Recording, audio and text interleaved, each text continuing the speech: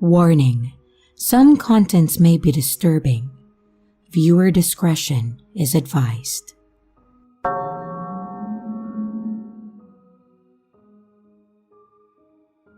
My name is Patricia and I'm 27 years old.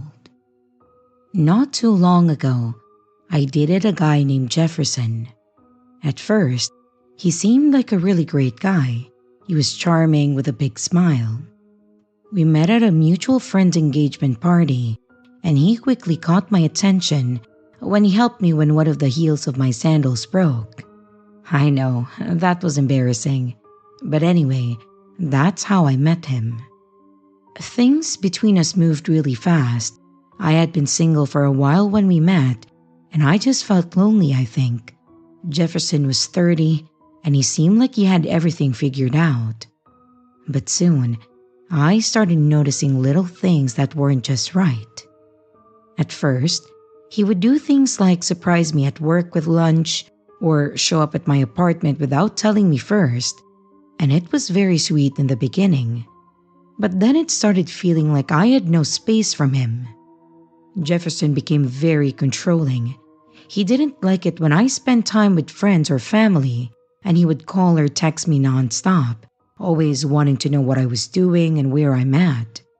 He expected me to reply right away, and if I didn't, he would accuse me of hiding something or being unfaithful, and it was starting to get really exhausting.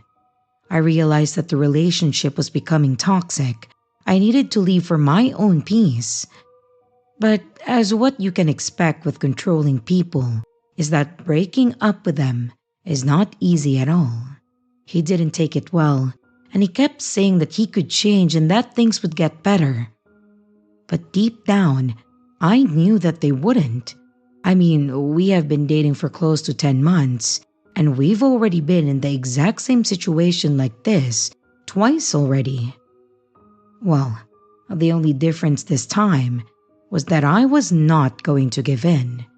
I had to move on and find myself again, get my space again, and get away from his influence. And after we broke up, I focused on my life.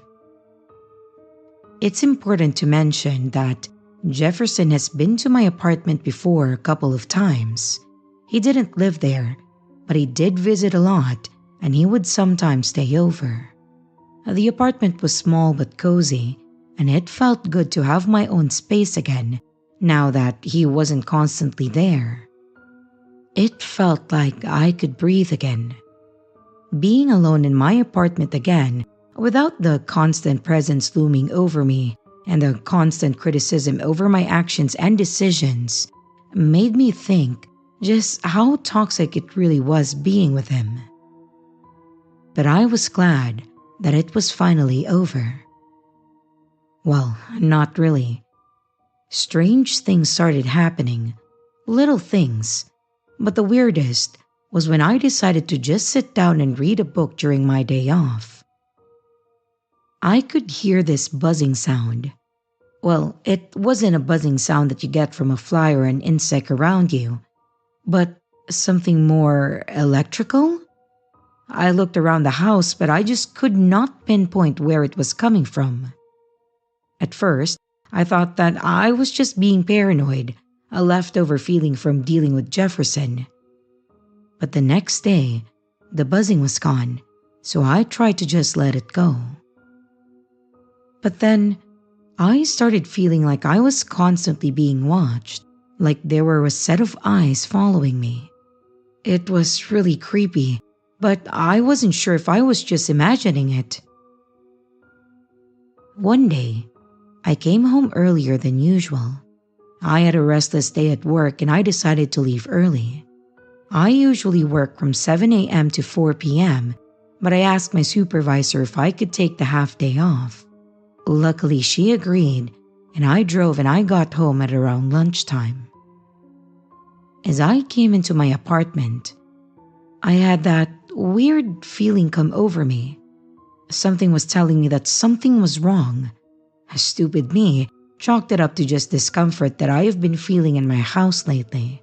So, I quietly walked to the door, unlocked it, and I was just trying to stay calm and think about what to do for the rest of the day. And that's when I saw him. Jefferson. He was there, by the TV, messing with something that looked like a small camera. My heart sank, and all my doubts disappeared. This wasn't my imagination, it was real, and I stood there frozen for what felt like minutes when I'm sure that it was just a couple of seconds. Jefferson did the same. We just stared at each other like a deer caught in headlight. But then, that distinct buzzing sound snapped me out, and I quickly backed away and I slammed the door and I ran to my car. My mind was racing, and I felt like I was going to faint with how hard my heart was beating. I managed to get into my car and then locked the door. I grabbed my phone and I called the police, of course. While calling, I couldn't see Jefferson, and I wasn't sure if he was hiding somewhere in my house or if he had left already, so I just stayed put in my car. The time before the police arrived felt like it took forever. I sat there trying not to make a sound. When the police finally showed up, there were 2 cars and 4 officers. 2 stayed with me and then got my statement, while the other 2 went to my apartment. And you know what's crazy? They caught Jefferson because he was still inside the apartment. He tried to explain it away, not exactly sure what he said, but the police were not having it, and they threw him in their car. The police found several hidden cameras that he had put in my apartment, 3 to be exact. He had been watching me for months, trying to keep track of everything that I did, even while we were still dating. He would recharge the cameras and make sure that it didn't die, and even when we broke up, he would come in my apartment with a copy of a key that he had made so he can work on the cameras. Unfortunately, one time he was a bit delayed for some reason and the cameras were dying. So that was the buzzing sound that I was hearing. It was the camera on low battery. Seeing him arrested was really a relief, but it was sad. I had cared for him once, but now he turned into someone that I don't recognize anymore. This whole thing left me shaken, and before anyone asks, I'll answer a couple of questions in advance. Yes, I pressed charges. Yes, I changed my locks. And yes, I have installed a Ring doorbell camera. And no, I won't be going back into the dating scene anytime soon.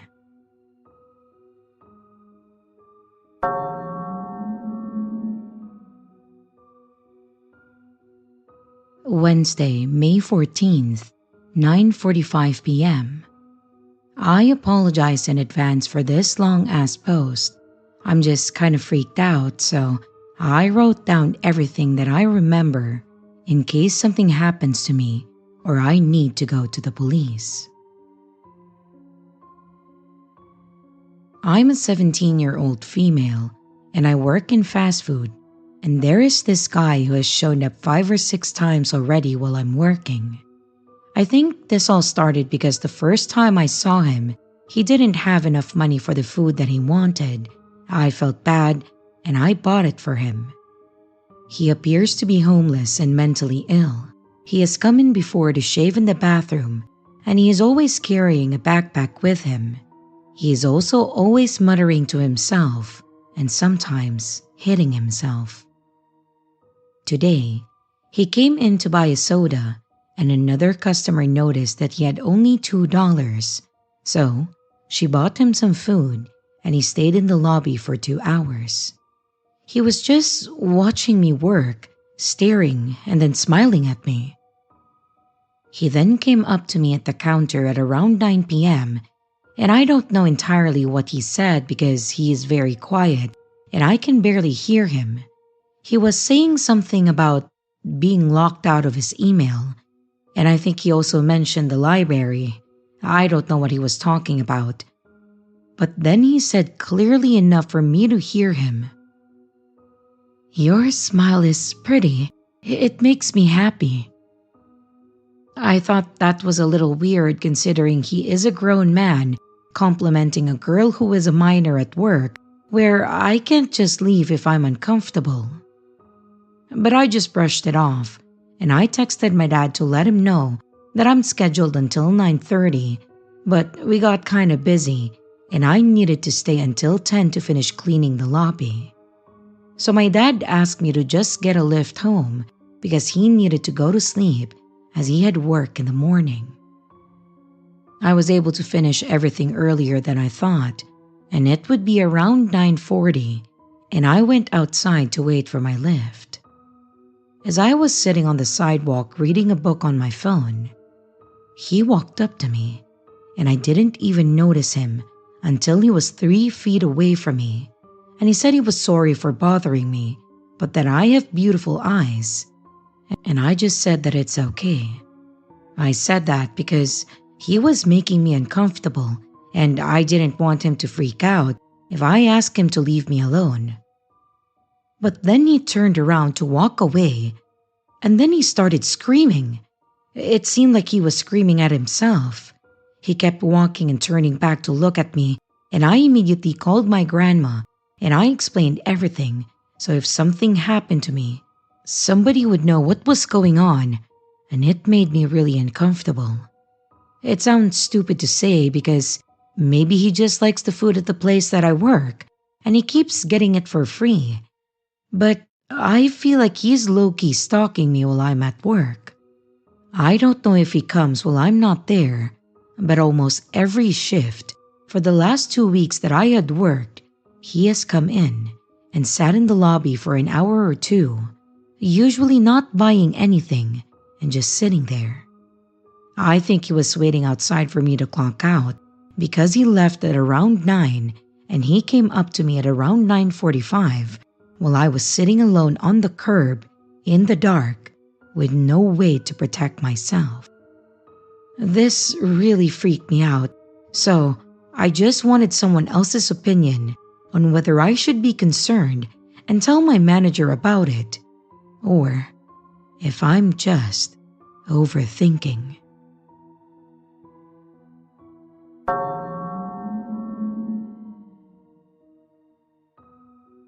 This begins back when I was 15.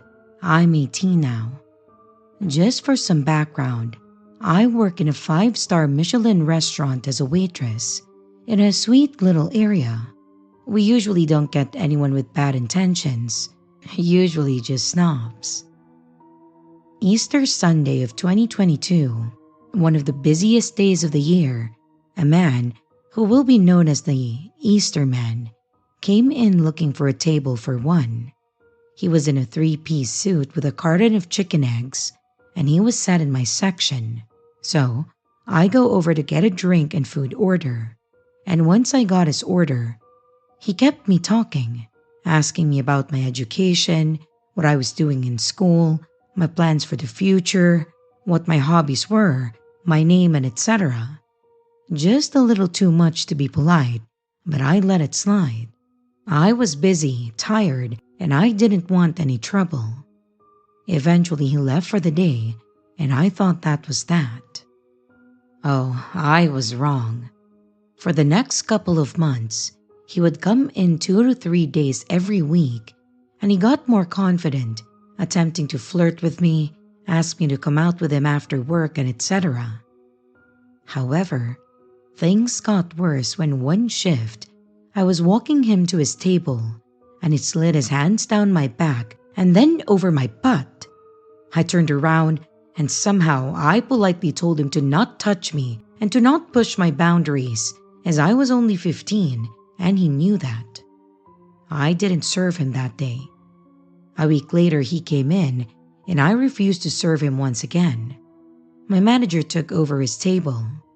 Yet, when everyone was on break and it was only me on the floor, he came inside, and he came up behind me, bringing his hands down my arms.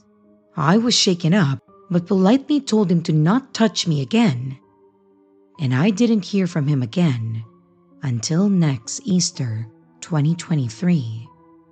Last Easter, things got worse. He showed up again, the usual shenanigans. Yet, my managers were prepped with this here, not allowing me to go within vicinity of him, keeping me safe. This was only useful inside of work though. I walk through the town center to get to work, and it's about a 25-minute walk from the train station. As I was walking to work one day, he saw me in his car, and then he followed me into work. I immediately told my managers, who, yet again, told me to stay away from him. And a week after that, I was having a coffee before work about a 15-minute walk away from my job. And what do you know? Guess who sees me and then follows me on foot to work? I again tell my managers, who keep me away from him again. Yet that day was different. He asked my managers for me, saying that he knew that I was there because he had seen me. Last year, 2024, I took a lot of holidays around Easter time, and I was off a lot for exams. Supposedly, he came in a few times and asked for me, and didn't come in much when I wasn't anywhere to be seen. He hasn't come in since then. However, this Sunday is Easter Sunday, so for Easter 2025, Easterman, let's not meet.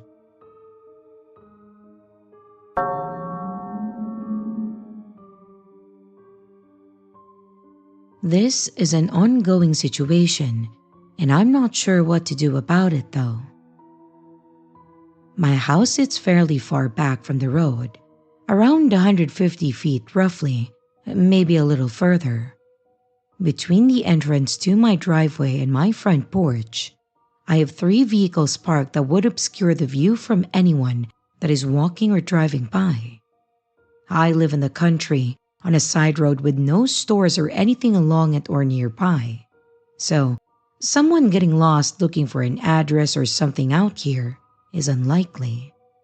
There's really no reason to be here at all unless you know someone, and while the roads are a couple miles long, there's only 6 houses on it because it's an agricultural area with wide gaps between the neighbors. There are no streetlights, and it's literally almost pitch black out here at night. About a week ago, I was waiting for the mom of the boy that I sit for to come and pick him up. It was still pretty light out, was about 7 p.m., so it was just starting to get dimmer outside.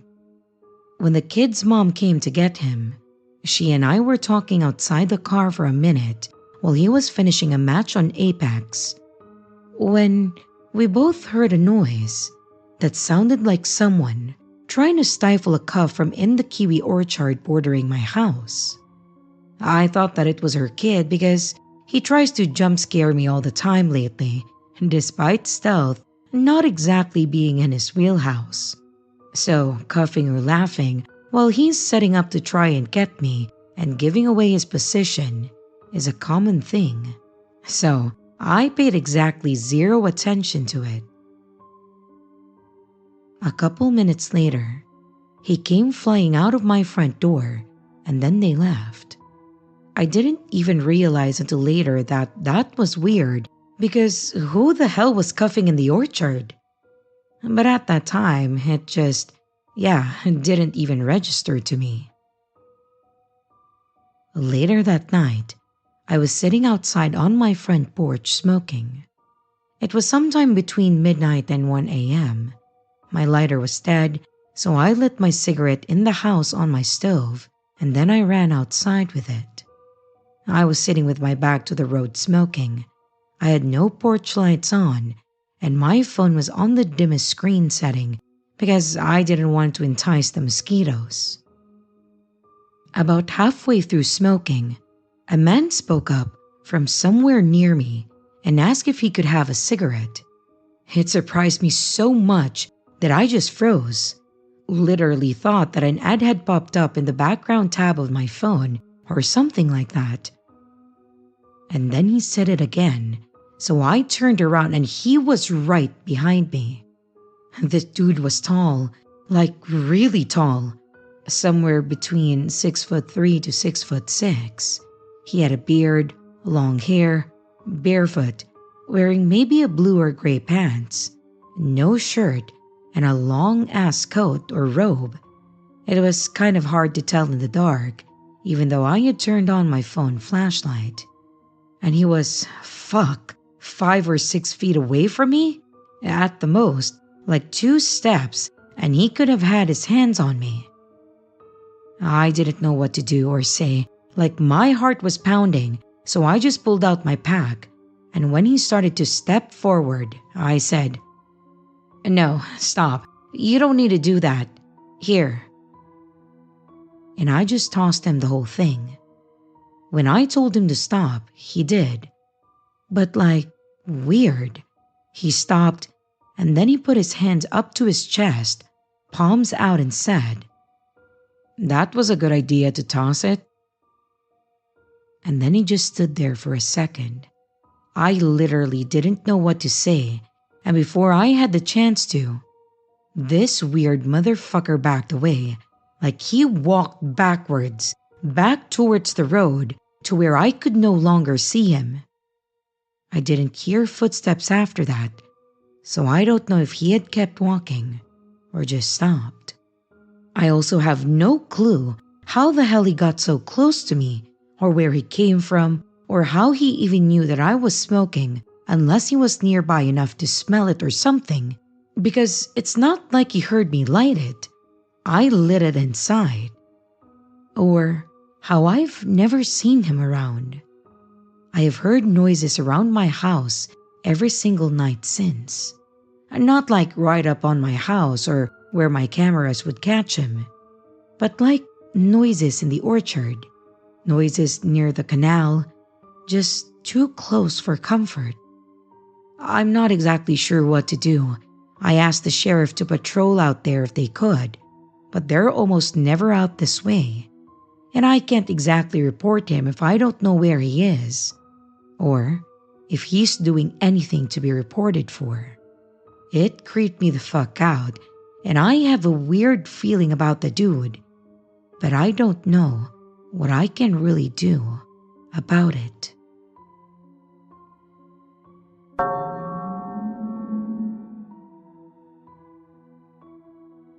My name is Danielle and I'm 19 years old. I chose to attend a college in a small town next to mine that had a good reputation for its creative writing program. I wanted a place where I could focus on my studies and meet new people who shared the same interest. Plus, the campus was beautiful. It had lots of green spaces and old charming buildings. It really seemed like the perfect place to start the next chapter of my life. In my first year, I was eager to make friends, so I joined a few clubs and I tried to be social. One day in one of my classes, we were paired up for a group project. Well, that's when I had the misfortune of meeting Francesca. You'll understand why later on. She was friendly and outgoing, she was about my age, and she seemed excited about the project. We got along well and decided to meet up several times to work on it. At first, it felt really great to have made a new friend. Francesca was easy to talk to, and she had a bright smile that made everything seem fun, despite the somewhat boring group work that we had to do. We would meet up after class for coffee, or maybe to study together.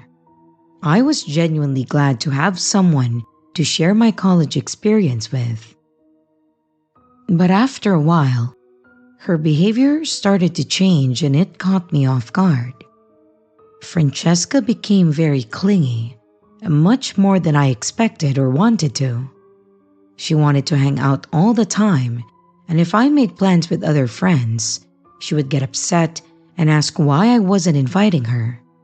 It was really uncomfortable, especially when I noticed that she tracked my schedule and then she would show up unannounced to places where she knew that I would be. Once, she even appeared at my dorm late at night, saying that she just wanted to chat. Things escalated when I learned that Francesca was messaging my other friends, telling them to stay away from me. She'd even reached out to my boyfriend, claiming that I was too busy for them and that it was best if they gave me space. It was awkward and weird, and it caused tension with my friends. I was able to explain it to my boyfriend, and he advised me to cut ties with Francesca while I still can, and that her behavior was not healthy at all. He explained that if this goes on, Francesca will end up isolating me from everyone and just have me for herself. Why, or for what reason? We have no idea. And I felt trapped in a friendship that was really suffocating me. Her behavior affected my social life. I found myself making excuses to avoid her, but she always seemed to find a way to be where I was.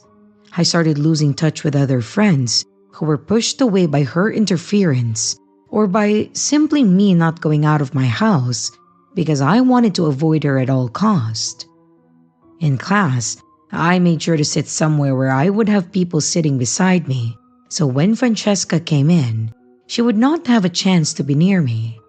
It was frustrating as hell, and it felt like I was losing control of my own life.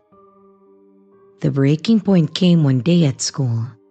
I had finally decided to confront Francesca and set some boundaries.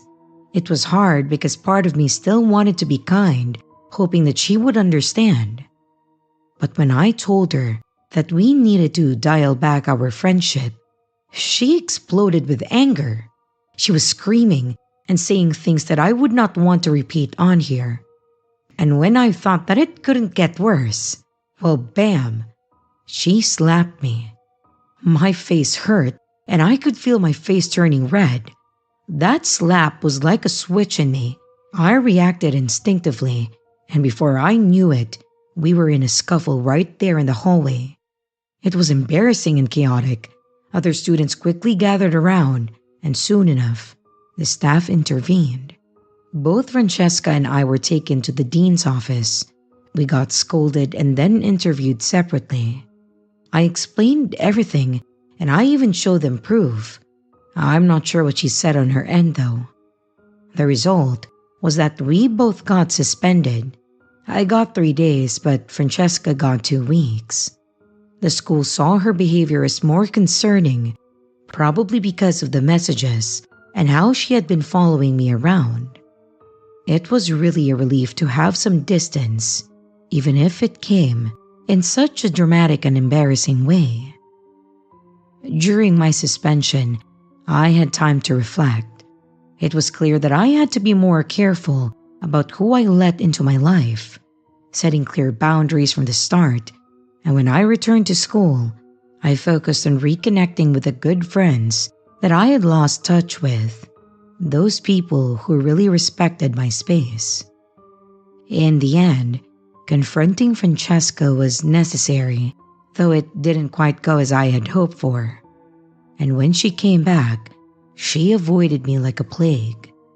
It was really a bit sad to lose a friend, but it was necessary. You have to choose friends who respect you and your boundaries. It taught me the value of standing up for myself and the importance of healthy friendships. This experience was a tough lesson, but it was one that I needed to learn to navigate college life better.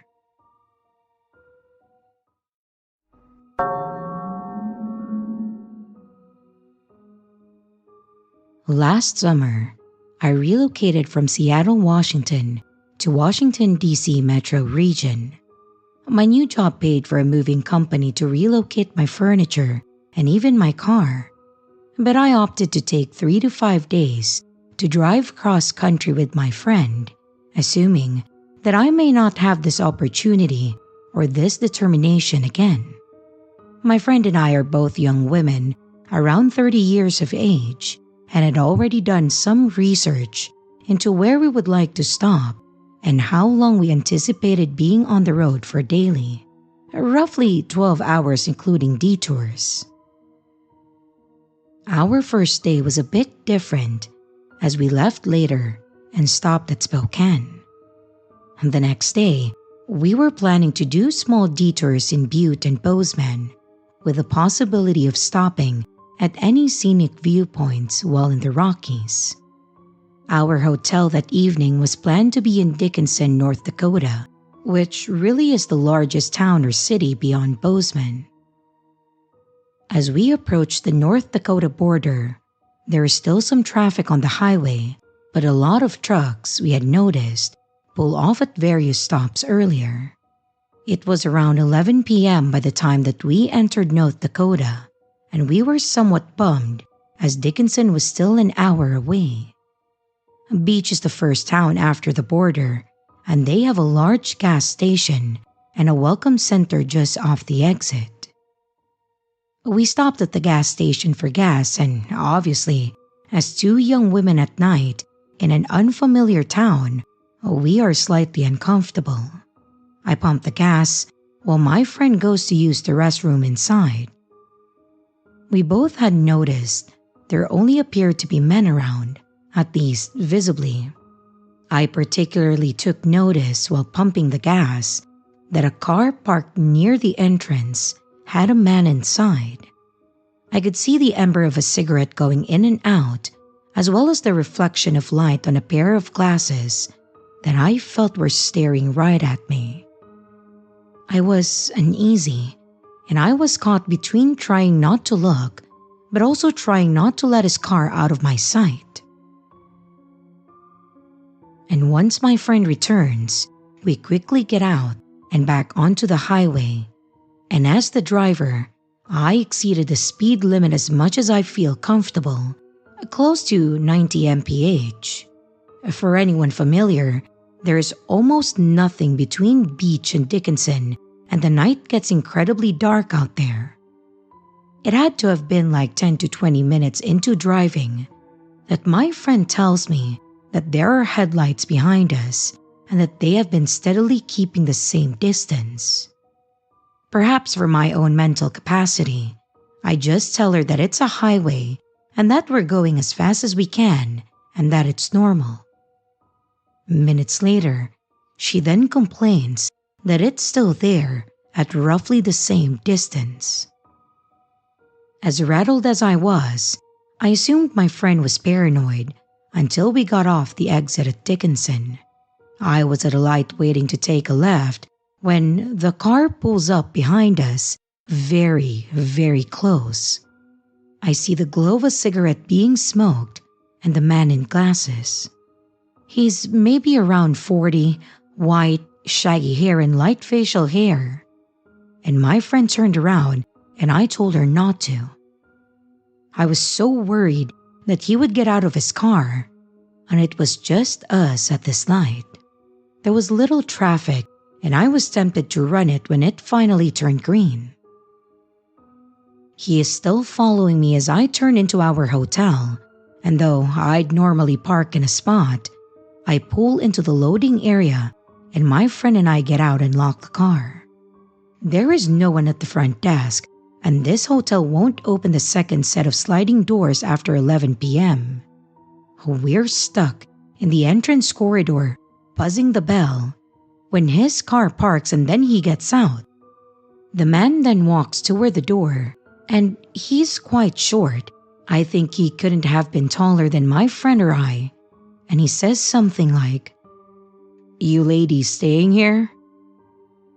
When finally the desk attendant has the doors open, and the man turns away, and once we enter, neither of us see him. We tell the desk clerk that we think someone was following us, and he tells us the doors will remain locked. He was nice enough to get another employee to come help us unload our car and then help us park it. When we woke up, I was convinced that our car would be tampered with in some way, but no, it was actually fine. I have no idea what the guy wanted, but it was very scary, and I don't get why he would drive an hour away to ask us some nonsensical question. Ever since, anytime that I travel, I always limit driving at night and ensure that I fill up my gas during the daytime.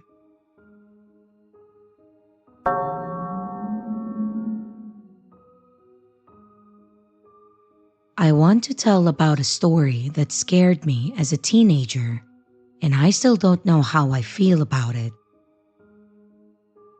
I am a 16-year-old girl from Russia, quite petite and with a fair appearance, and this is important for further context. I went to Turkey on vacation with my family. I play sports, so the first thing that I did at the hotel was go play beach volleyball. And there we met for the first time with 19-year-old trainer Ibrahim. After the volleyball tournament took place, he came up to me and asked me in Russian what my name was and how old I was. Of course, I told him that I was 16, and he told me in the same way in Russian, "Wow, you're little." I didn't pay much attention to this, and I decided that it was common politeness because I don't have much experience with boys. The next day I came to volleyball again, and then after the game, he asked for my number. I, a naive fool, decided that he just wanted to chat and nothing more, because I don't like boys like him and I prefer European boys.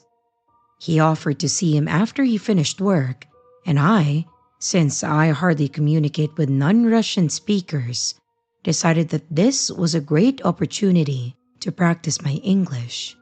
And about 10 p.m., we met on the beach. At first, there was nothing like that. We talked about simple topics, and he was surprised that I was Russian and spoke English. But I really got scared when I realized how helpless I was against the background of this big athletic guy Turk who could definitely knock me down and break me.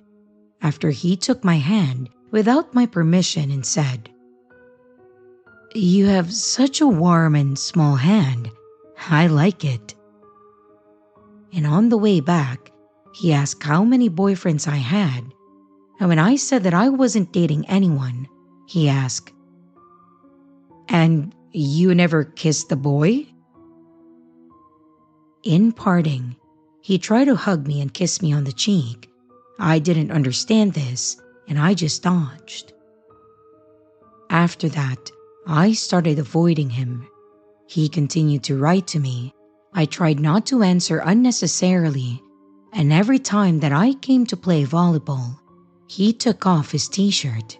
At first, I didn't care, but after a couple of days, I stopped going to volleyball altogether and saw that he was playing in a t-shirt without me. But then, he again began to insist on meeting, talking about how sweet I was to him and how he would like to kiss me. He stalked me on the hotel grounds, and even when I was eating on the terrace with my family, he always approached us like a waiter. I had a panic attack from the thought that we were in the same close territory. He often came up to me when I was somewhere alone, asking, "Why are you so tense and sad?" And he said things that frightened me, like, "I don't know, you look so cute to me, and I really want to kiss you." I was afraid of him, but I tried not to show it. The most unpleasant thing is that at the beginning of this story, all my friends said, "This is just an ordinary fling on vacation. Come on, let yourself have fun." Because he probably seemed attractive to them. But then, even they began to be afraid for me. In the end, I just blocked him and I stopped intersecting with him completely. As a little girl, this still scares me, and I don't know if it's my fault that he saw me as a piece of meat. So, to Ibrahim, let's never meet again.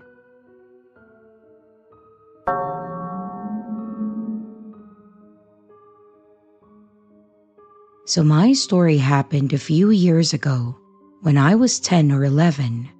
At that time, my mom and dad had just divorced and my mom moved into a small apartment. The building had 2 apartments per floor, right across from each other. In the first few months, we never really saw the neighbor who lived in front of us. But suddenly, we started seeing him more often. I remember the first time that I saw him. It was behind the building in the small garden.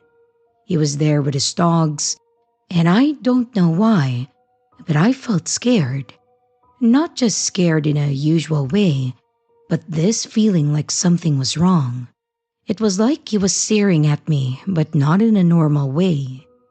I couldn't explain it, but it made me feel uneasy. There was something about him, his presence, that felt strange, even though I couldn't pinpoint what exactly it was. It just felt wrong. A few days later, he came to our apartment and asked my mom if he could buy me toys and even underwear. My mom was scared, and I don't really know what happened next, but I just know that she kicked him out of our apartment right away.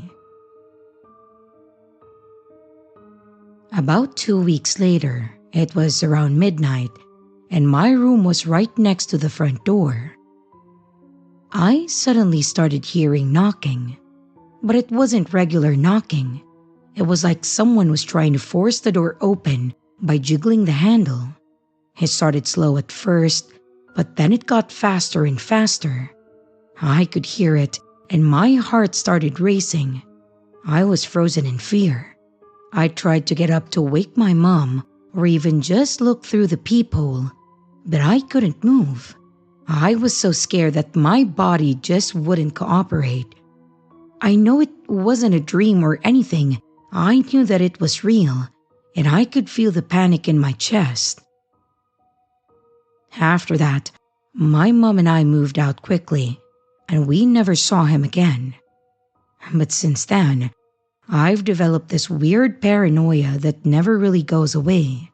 It's like my brain keeps playing tricks on me.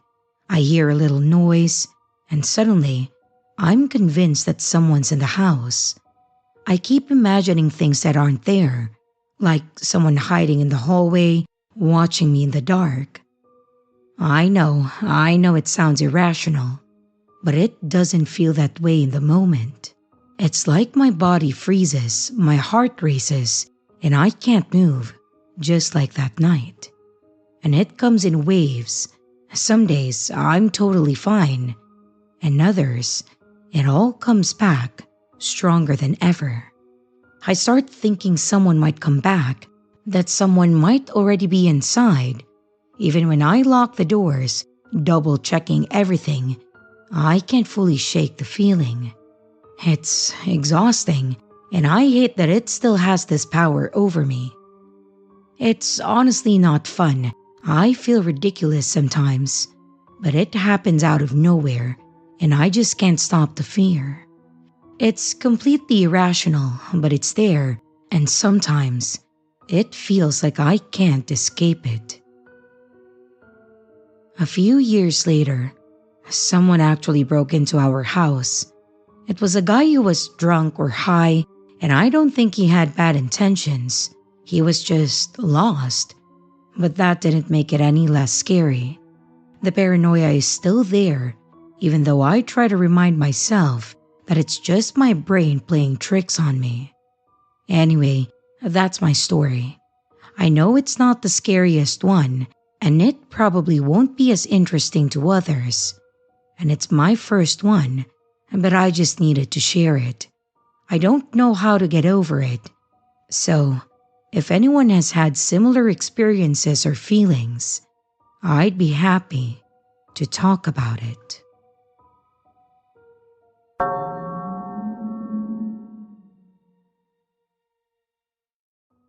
At my old job, 2 of my coworkers and I had to go on a work trip. One of them was a man, and the other was a Muslim woman who wore a hijab. I know. Why is that relevant? Just bear with me. Everything went well at first. We just did what we were there to do. And the first night, I was really tired. So when my coworkers invited me to go to dinner, I turned them down and I went back to my hotel room. The next day, my male coworker was acting kind of quiet and insisted that I sit in front of the car instead of the back. Weird, but I didn't think too much of it. And after our shift, my female coworker invited us to have some drinks in her room. I thought, why not? Just a couple of beers wouldn't hurt. At first, everything was fine. We drank, talked, and had fun. Then all of a sudden, she started hitting on the male coworker, telling him that he should remove his shirt. Mind you, he's happily married and so is she. I guess he got uncomfortable and told us that he was going to bed. And before anyone says anything, I should have said something. Maybe, but both of them were much older than me, and this was my first job, and I thought that they were flirting in some weird way. Since I'm kind of awkward and didn't want her to think that I wouldn't hang out alone with her, I just stayed. Well, huge mistake. Up until then, her behavior towards me wasn't all that alarming. She then started showing me pictures of her kids and family. But then she pulled up the Instagram page of some model.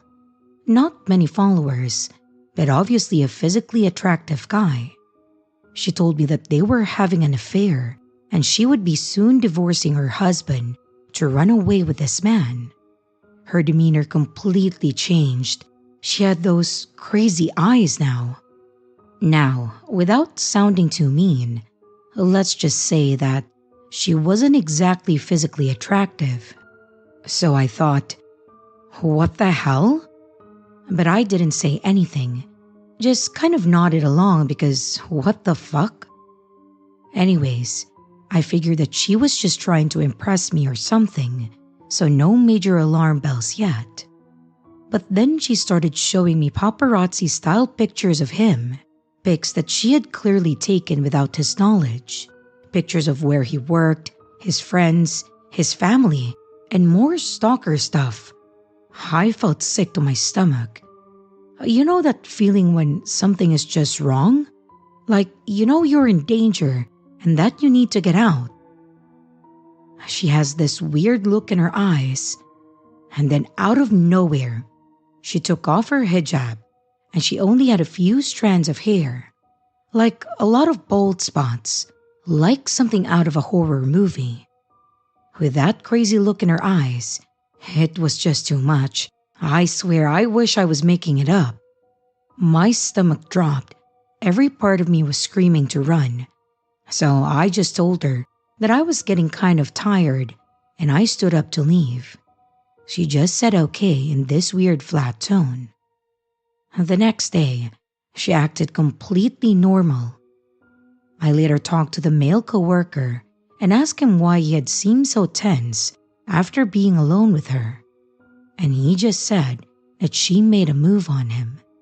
Let's just say that I won't be ignoring my gut feeling ever again.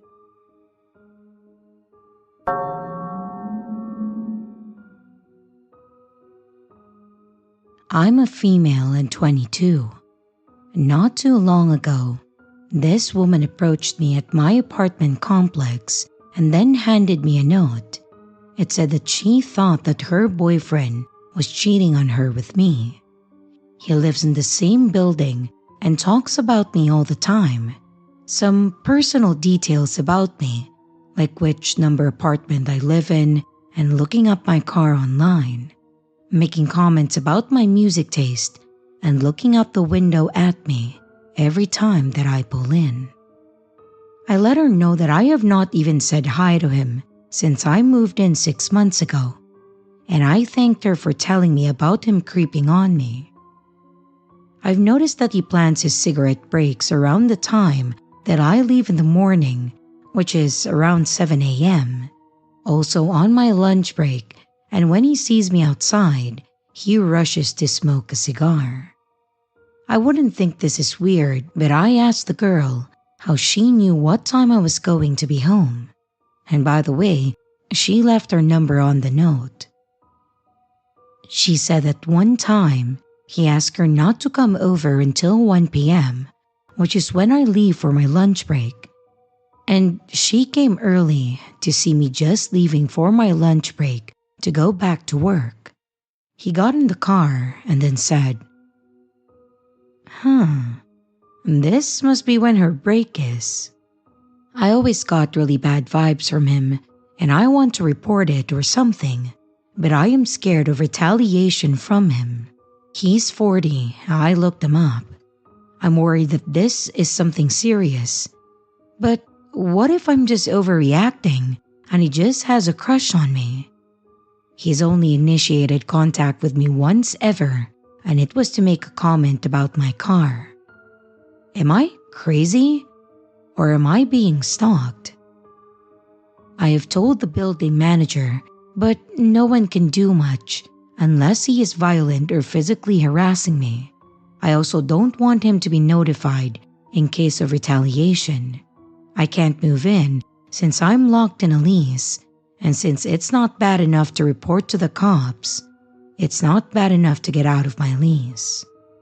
Any self-defense tricks if I'm not crazy and it's really a stalker? Please, anything would help.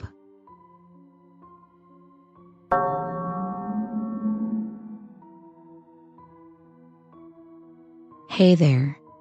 It's been a while since I updated my late night walk stories, but I've got a bunch collected over the past 10 plus years of walking late at night in various countries and places all over the world. This one story is from a couple years ago, right after COVID had started to finally fade into the past and life started to feel vaguely normal again for Germany sometime around mid-2022. It was around 12 a.m.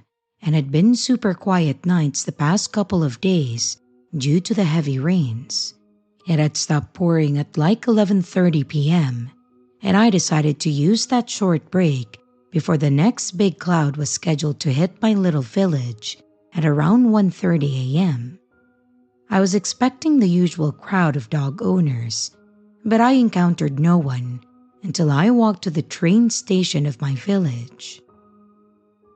Due to past incidents, I had formed the habit to stop from time to time and turn off my music completely to return my sense of hearing to the current surroundings. Luckily for me, I had just started an audio message to a uni friend of mine when I first heard the yelling. Hey, hey! I could clearly hear a man yelling, but I was expecting him to be yelling after a disobedient dog, which got loose from its leash. Then again, hey, hey! But more angrier this time and louder. I froze, and I interrupted my own audio recording by stopping myself mid-sentence. Then, I saw a man walking fast, raising a hand in a fist, yelling again. Stay where you are! Yelling and shouting while coming straight towards me. And then it hit me. He was talking to me, and he looked pissed. I commented a dry, I think I've got a problem, towards the still ongoing audio recording before I bolted around 180 degrees and I just started sprinting. In those split seconds that I looked into that man's face, I swear that I saw absolute madness in that. His eyes were blank, completely devoid of any other emotion than sheer rage. At that time, he was maybe 5 meters away from me. I had been running frequently at that time already, so I managed a very decent sprinting speed. Within seconds, I had doubled the distance between us, and since I was very familiar with the sidewalk ahead of me, I knew which potholes to avoid and which curbs to jump. I cut into my street, not caring about bringing this monster straight to my house. But then it registered with me that my mother's safety precautions were about to cost me since she required me to double lock the front door when I left. Unlocking the door would take time that I knew I didn't have. I had lost my feeling for time at that moment, and I expected the guy to have held pace with me. But when I turned around and risked a glance at the intersection, I found it empty. But I still heard him, yelling, demanding me to stop and show myself. I jumped a small fence onto county property, and I hid in the dense bushes of dying vegetation in late October. I waited, I panted, I tried to steady and silence my breath and my heartbeat. And I finally stopped the audio recording and sent it to my friend. Finally, he rounded the corner, strolling around suddenly and smiling like a lottery winner.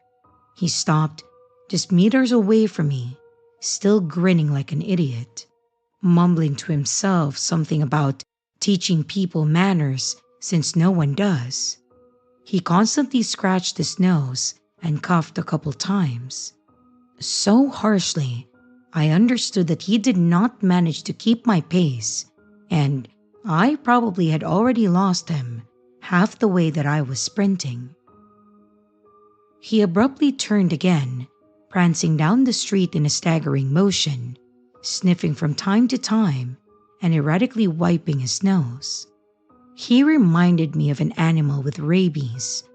I just waited a couple more minutes and finally got out of my hiding place.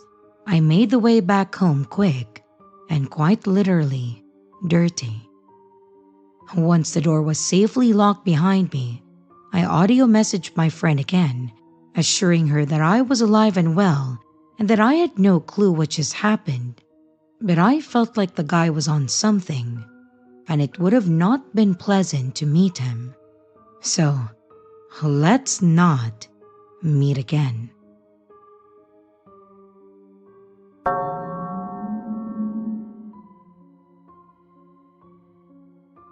This happened a few years ago, and I have never told anyone about it. I don't know why I'm posting it here now, but it's been on my mind again, and I just need to get it out. At that time, I lived pretty far out in the country, just me and my dog, no close neighbors, and it was usually really quiet, and I liked it that way. One night, I woke up in the middle of the night to the motion sensor light going off outside. At first, I thought that it was just an animal, maybe a deer or something. But when I looked out the window, I saw a man standing at the end of my driveway. He wasn't moving, just standing there facing my house. I don't know why, but I froze. I just stood there staring at him, and he didn't move at all. The light went off after a while, and everything went back to dark and quiet, and I didn't sleep much after that. The next night, it happened again. The light came on, and there he was. Same spot, same stillness, just standing there staring at the house. And by this point, I was starting to get really freaked out. I called the sheriff's department, and they sent someone to check it out. But by the time that they got there, he was already gone. The deputy told me that it was probably just some drunk guy or someone passing through, and that I shouldn't worry unless he started coming closer. That didn't make me feel better at all, but I tried to move on. This went on for about a week. Every night, like clockwork, I would wake up and I would see him standing there at the end of the driveway, and it's always the same. He never moved, never said anything, just stood there staring at my house. It got to the point where I started closing the blinds at night, but I still felt like I could feel him out there. And then, just like that, it stopped. I never saw him again after that week. No explanation, no reason. It just ended. I've never told anyone this before, It's probably not a big deal, but it's something that stuck with me, and I just needed to write it down.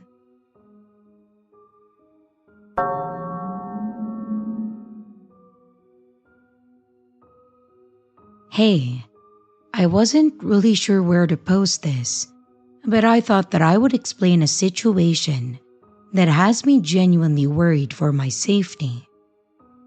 I, a 19-year-old female, have been working at my local Chinese restaurant, and I am the only one who can bartend. So, usually I'm the one who makes the drinks behind the bar. Now, I have customers flirt with me all the time, but I have never been super creeped out. However, the day David came in, I had never experienced such a strong feeling in my gut telling me to run away. Basically, the woman who trained me before told me that he was a regular. He would always order the same exact thing, a switchback beer and a pork fried rice with no egg. He also would always talk to himself and converse with the air like he was surrounded by peers. I don't want to assume that he may be on the autism spectrum, or he might have schizophrenia, but he talks to himself and then nods to other people. He also always has his computer out and seems to type on the same Word document every time that he comes in. The first time he came in, I didn't know this was the man she warned me about, and I am usually very chatty with the customers. I knew he was off from the get-go, and I could tell because the way he smiled made me so uncomfortable. He smiled like he just learned how to from a YouTube tutorial. That's the best way that I can put it. Or like he was mimicking something he saw. He said that I was so gorgeous and that all he wanted to do was listen to my voice. He asked for my name, so I gave him a fake name and a fake backstory, since he was asking so many personal questions. And then he said that I should run away with him. I told him that I had a girlfriend, and that seemed to anger him. Anyways, that night he stayed until we closed, until eventually the other employees told him that he had to leave. He then paid in cash and then left and waved goodbye to me through the window. The next night that I worked, he came back. Luckily, I was able to avoid him, and I told my coworkers about my situation so I didn't have to interact. The things that he said to me were minimal. He would always repeat, "You're doing a great job, Caroline," which is my fake name, and same pattern too. He stayed until we kicked him out. Now, our most recent interaction has me freaked out. He came in to sit at the bar again and order, and luckily, my male coworker was able to help him out. However, he had to leave, so by closing hours, it was just me and David. I was minding my business, and he just started talking to me again. I again reminded him of my girlfriend and how one day I wanted to have a family with her. He then started on some rant that he's related to Napoleon Bonaparte and that he's Napoleon Bonaparte the Ninth, which makes no sense to me. He then says that if me and him have kids, that our kids would be royalty. I was so stunned, I was just uncomfortably laughing and saying that I would never have kids with him. And then he says, "Well, this isn't something we would discuss right now, but maybe in the future." And I quickly tell him afterwards that he has to leave, and so he does. Before he leaves though, I could have sworn that he said my real name as he was walking out. I told my boss, who is very protective of me, and she freaked out and said that the next time that he comes in, I have to call her. He said that the reason that he could be staying so long is to watch where I go when I leave. Should I contact the police? Update. So I have let my boss know, and she has scheduled me to be in their other location for the next week to see if he stops coming in. From what I've observed, David does not have a car and seems to travel on foot, so I shouldn't be seeing him at all. I remember him saying that he lives close to our other restaurant, which is why it was so convenient for him to go there every day. I really hope that this will be the end of this ordeal, because I have not been able to stop thinking about the danger that I might be in. Second update. So, it's been about a week now, and I have been working at the second location with no problems. However, I was driving to work at the second location today, and as I was driving through an alleyway next to a bookstore, and in the distance, I spot a man. In my mind, I'm like, no way. But lo and behold, it was David. He even made eye contact with me as I was driving past. I knew it was him because he wears the same thing too. A baseball cap and a blue shirt, and it was almost like he was anticipating my car to drive down the street because he was standing in the rain facing my car. I have never seen him in this town before, and it's even scarier because this is the town where I live.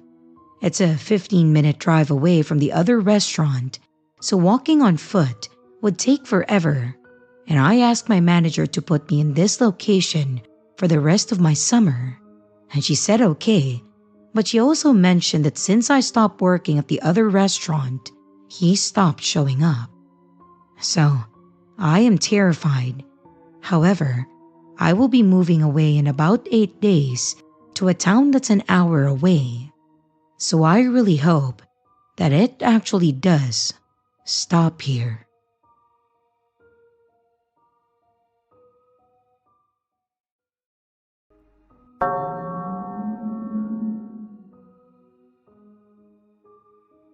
When I was around 22 years old, I had a scary encounter while staying at a hotel for a job.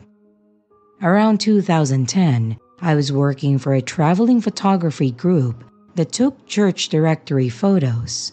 Each photographer drove separately from all over the place, so I was in Harlan at that time. I was staying at a hotel along with other photographers who joined with me. I believe there was 4 of us, 2 guys, a girl, and myself. One morning, I went down to breakfast and I was watching the TV in the hotel breakfast area. Someone was also down there nearby, and it was a guy. When he looked at me and I said, "Good morning," as I do wherever I go, just to be friendly, he said it back and we had just a polite exchange. Something you would do with a stranger that you never thought you would see again. He mentioned that he was staying there with his team for a construction job, and I go to leave and I say something very casual like, "Have a good one, see you later." He said something like we could hang later. I didn't really think anything of it, and I just brushed it off like, yeah, maybe. I don't remember if it was the same day or not, but as I didn't work until 11 a.m., we tend to work from like 11 a.m. to 10 p.m., give or take depending on the size of the church and etc. I decided to go take a nap since I didn't sleep well the night before. While laying in my room, I kept receiving phone calls to my room phone. I wasn't used to getting calls like that ever, so I just picked up. I would say hello, but nobody would answer. After a few times, I eventually just took the receiver off and placed it beside the phone so that it would stop ringing. When it was time to get up and leave, I left my room and I saw the guy was there in the hall. I waved casually, still not thinking anything of it. He asked where I was going and I said that I had to go to work. And my friend showed up and I went with her to the car as I was going to ride with her to the church. I told her about getting strange phone calls and she mentioned that she did as well. Later that night, there was a thunderstorm. My photographer group and I stood by the hotel lobby door watching the lightning. It was thundering and extremely dark. There were chances for tornadoes, so we were keeping tabs with each other. Eventually, I just go to my room for the night and then I hear a knock on my door. I didn't really want to answer it. However, I did, cracking the door to see who it was. And it was the guy. He talked about how I said we could hang out, and I told him that I was too tired after working all day and I needed to sleep, and then I just shut the door. Now, I can't remember if this was the next morning or still night, but I recall him knocking again, but I wouldn't answer. I pretended to either be out or sleeping. I called my mom and I started talking to her. I told her what was happening, and although I was scared, I almost acted like I wasn't when I was speaking with her. But suddenly, I had a weird feeling. I whispered to my mom, "Mom, hold on a second, I need to check something." I tiptoe as quietly over to my room door as possible, and I look out the peephole, and I see him. I then see him turn his head to my door as if he was listening for something. My heart started to race, and I then saw him move to the side. You know how the wall sometimes goes in for the doors, so there is like an indentation in the hallway for each room. Well, he goes to the wall away from the room that's just out.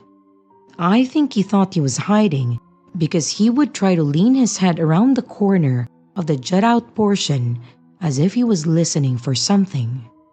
I walked to the furthest side of my room quietly and whispered to my mom about how I am scared. I called the front desk to complain like my mom suggested, and I can't remember if I also texted my friend or I called her, but she also complained to the front desk about the various phone calls that she received. Eventually, we were given new rooms, and the construction group manager was told by the hotel about one of his guys, and that creepy guy was told to stay away from us. I even told some of the church people about the situation, and they all said that if we needed to stay with them, we could. All very nice, but still all strangers to me, and I didn't trust anyone at that point. I'm not sure what happened to him, as I didn't see him after that. I was a little jealous of my friend because she ended up with a hot tub in her room and I didn't, but it was fine. However, after that, I was more aware and careful with who I talked to and what I said.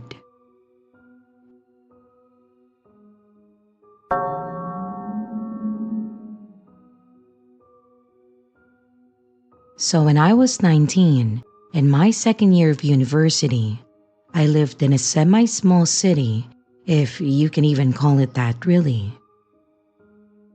Now, due to some other stuff that was ongoing at that time that I won't get into, I often went on walks by myself for my own well-being. I know a lone person should never walk by themselves at night, but again, it was a small city. So whilst I was on this walk, a male approached me. At first, he was just trying his luck, so to speak, asking for my phone number. But that is when he started becoming more and more aggressive, trying to force me to give him information, like where I lived, what times I walk alone, and how easily he could just follow me.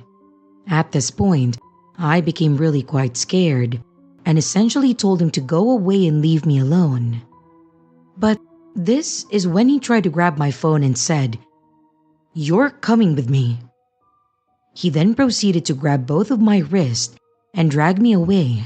I have never felt such panic, as he must have been a 6-foot-plus man of a large stature, so I was no match for his strength, being a 19-year-old girl who couldn't afford any type of nutritious meal. Anyway, by the grace of something, there was a pub nearby where people saw this happen and then came over to intervene. Thankfully, I got away, I took the long way home in order to prevent him from following me. So, I wish that I could say that that's where it ended. I didn't think that he had followed me or watched me, but he quite clearly had. In the weeks that followed, we had a black car parked outside our address at about 12 a.m. at night. The figure in the car was very concealed. Anyway, this person remained watching outside for hours. He would come out of the car occasionally and can only do what I would describe as lurking around our address. And no, we didn't call the police at this time. That was stupid. When I was not in, and thankfully none of my housemates were, our neighbors had to call the police as there was a man trying to enter our home, looking for any openings in the windows and trying our back and front door handles. Alarmingly, the said man was trying to enter my bedroom as I was on the ground floor. Anyway, one night we were all sat in the kitchen drinking cheap booze, as university students do, when the exact man that had approached me on the street those weeks ago jumped our back wall, which was very tall may I add, and then he ran into our garden and just stared through the window. This man had a look in his eye that I had never seen before, just pure evil. He wasn't even alarmed that he had been seen, nor was he even spooked. So, we called the police again and he finally got caught and arrested after trying to run off from them. Also, credit to the police here, they were there in literally 3 minutes, which may have helped that we live so close to a police station.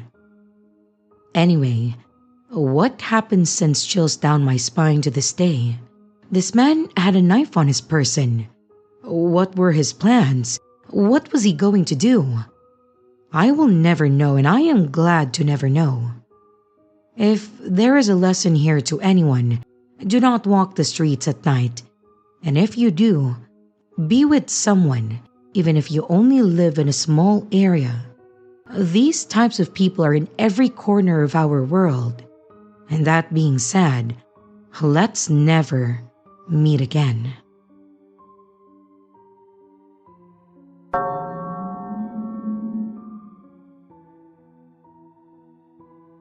I, 7 female at that time, and my best friend, 8 female at that time, who I will refer to as A, used to have a day in the week, Wednesdays, when I went to A's house after school for about 4 hours.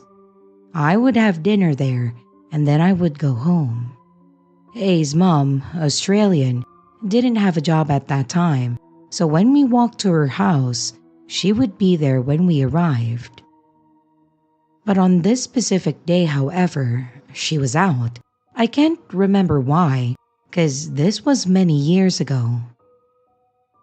There was this man. He used to watch the young girls at pickup time. He would just stand there, alone, with his creepy hoodie pulled over his head.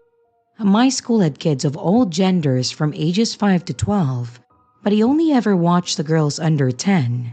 He was young too, maybe only 20. I never paid any attention to him. Maybe he's an older brother, and I just look a bit like his sister.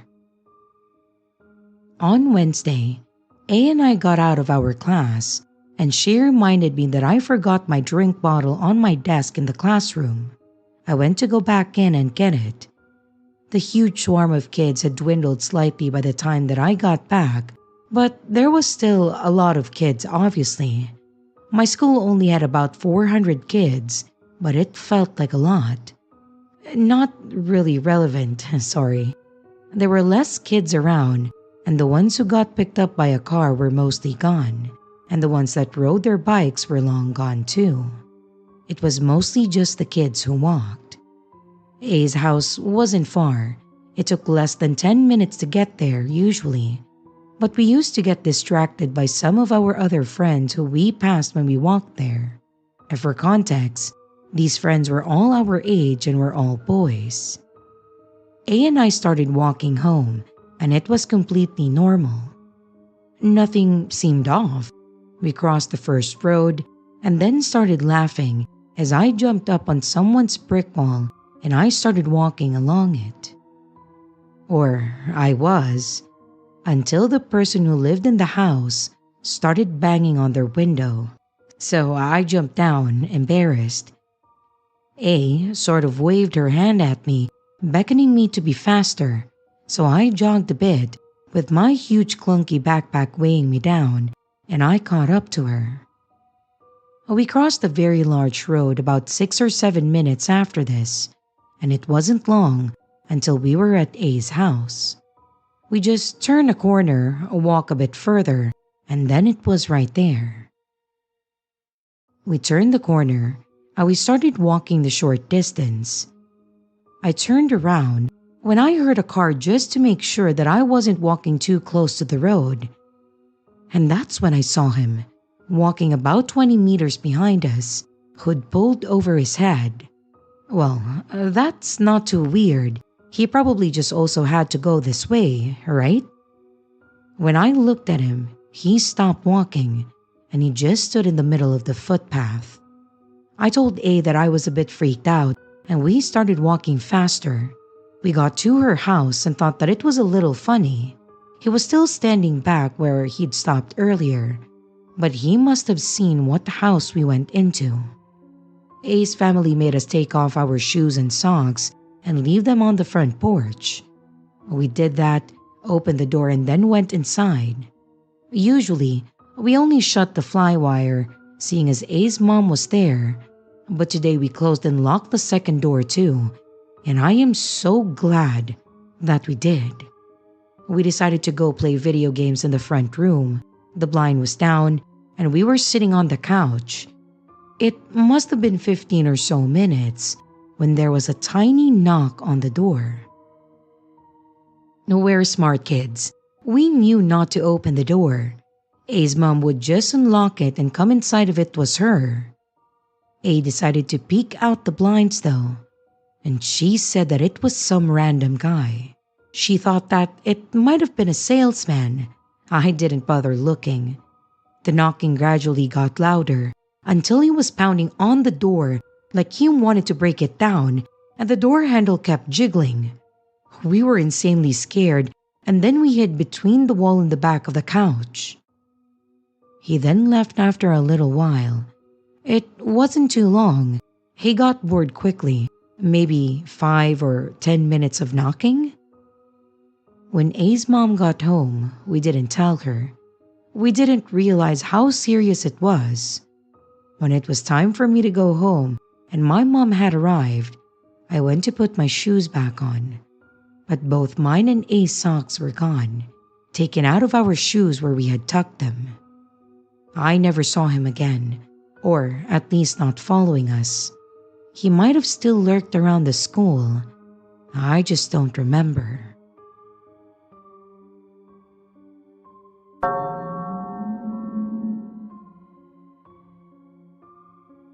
This was during my tenure in Japan, during my first teaching job. I was still learning the language, and I could only understand or speak a little bit. I also had an international driver's license at that time, having failed the local driving test multiple times before passing. I had used a whole month's paycheck to buy a small K car, I think a small box car, a Spiano Mazda to be precise. Every other day, I drove to this particular preschool where I taught the 3-year-old classes English. It was usually a very boring, uneventful drive and lasted 30 minutes. But this time, left me with PTSD. I was running a bit late, so I was driving a bit faster than I was supposed to be going. I didn't want my strict boss to yell at me. I was in the right lane, which was the fast lane. I rarely drove in that lane because I just enjoyed the scenery, but I didn't have time for that today. I noticed that my lane was disappearing, and I saw that there was a space in front of the car next to me, the psycho's car. So, I put my foot down, going even faster than I was supposed to, and I get in front of the car. I was a whole 2 car lengths in front of him, and except for the speeding aspect, I followed the rules of the road. That move to get in front of him apparently upset him so much that he followed my car for 20 minutes to my workplace. I didn't notice as I was trying to quietly urge people to go faster. As I pulled up, I noticed that my usual space was filled. I was rather upset at that time, but I would have been in a worse situation if I was in my usual position.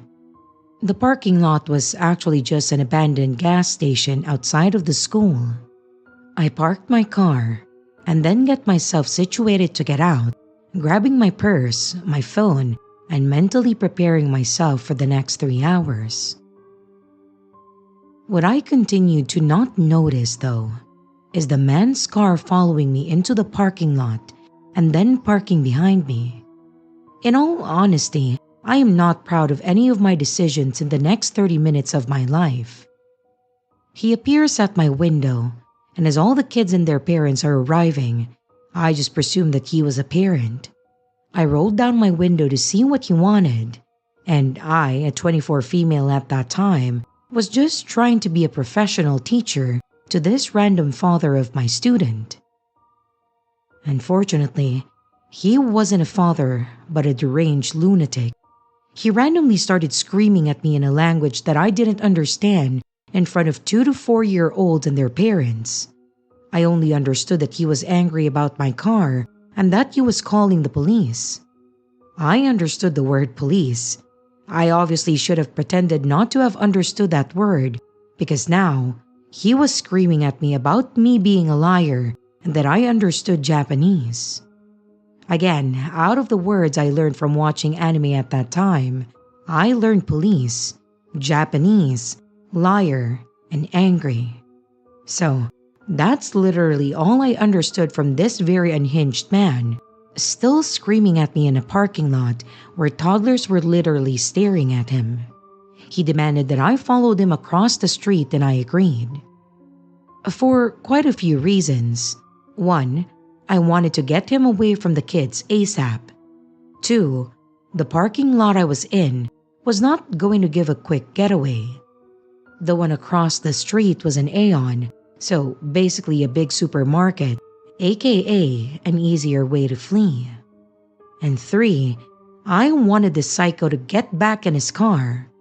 And 4, that's apparently where he sent the police to arrest me for trying to kill him, according to what I was told later. I drove to the Aeon and I kept my car running. He parked 2 rows ahead of me, glaring at me. For the next few minutes, I awkwardly just sit there. The police come, and he goes up to them demanding that they see the video. One goes to watch while the other comes to my car to get my version of the story and then verify my license. After getting the all clear, he asked what started the situation using Google Translate. I replied that I didn't know and that the other driver just randomly started yelling at me at my place of work. The officer walked away and spoke with his partner at the psycho's car. They talked with him, promising to deal with me. One officer asked if the psycho had assaulted me. Honestly, that possibility hadn't even occurred to me before that moment, that this very unhinged person could have started an altercation. I replied that no, he didn't, and I just wanted him to go away. Sorry, there was no way that I could have afforded a legal route on a teacher's salary. They walked back over to the psycho again and promised to get rid of him. I texted my boss the situation because now I was officially missing a class. The psycho then drives away, and then they come and stood protectively next to my car. After waiting 10 minutes, they said that I was free to go. There was no ticket, no fuss, no arrest on my part or the psycho's part. What the hell? Why did I have to deal with this situation for it to be just over so easily? I was still freaking out, and I was not looking forward to the 30-minute drive home where the psycho was headed. I realized on my way home that I noticed when cars were behind me for a while. I also noticed that I was freaking out because they were heading in the same direction as me on the road with only a single lane per side for 5 minutes. Thanks to the psycho, I now freak out when someone literally drives back into town behind me. I couldn't shift the feeling of freaking out when someone drove behind me the whole time that I was living in Japan. I was able to increase the amount of time someone could drive behind me before freaking out though. Eventually, I would make a random turn somewhere, pull over, and just calm myself down. I still am wary when people follow behind me for longer than 10 minutes, but now I can differentiate between them just trying to get to work versus becoming round 2 of my nightmare. So, psycho guy with your deranged train of thoughts, please just stay in Japan and let's never meet again.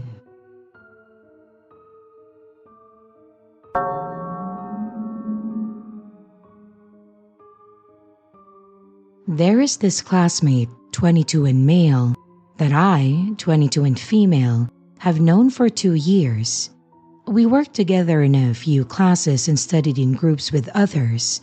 We also follow each other on social media, but we never hung out one-on-one.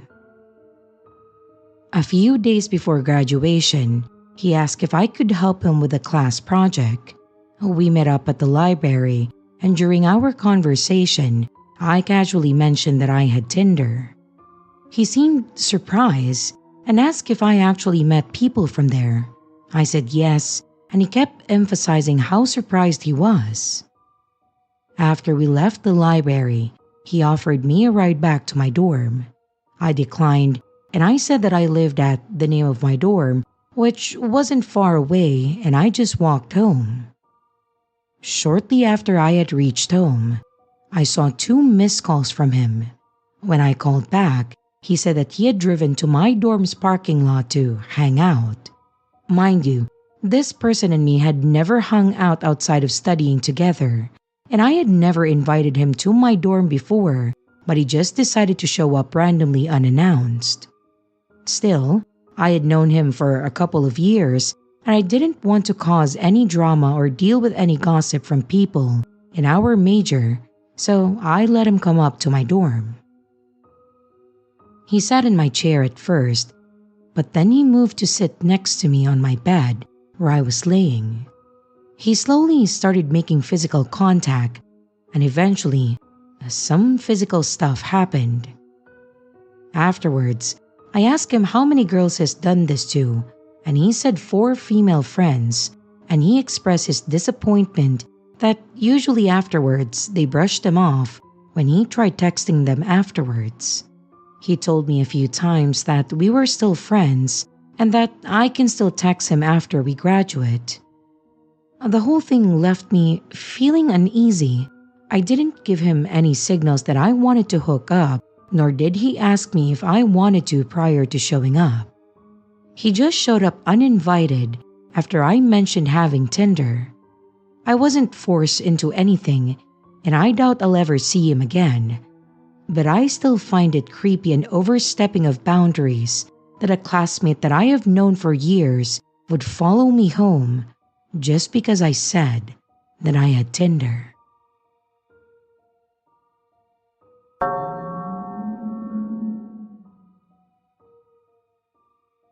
This happened like 6 to 7 years ago when I was working as a supervisor at an off license in a pretty small farming village in the middle of nowhere. It's a little past 10 p.m. our closing time, and my coworker B have finished up all of our jobs, packed everything that needed packing away. The alarm is set, and we're outside, and my key is in the motor to bring the shutter down. When all of a sudden, we both jump at the sound of a loud car engine revving to life.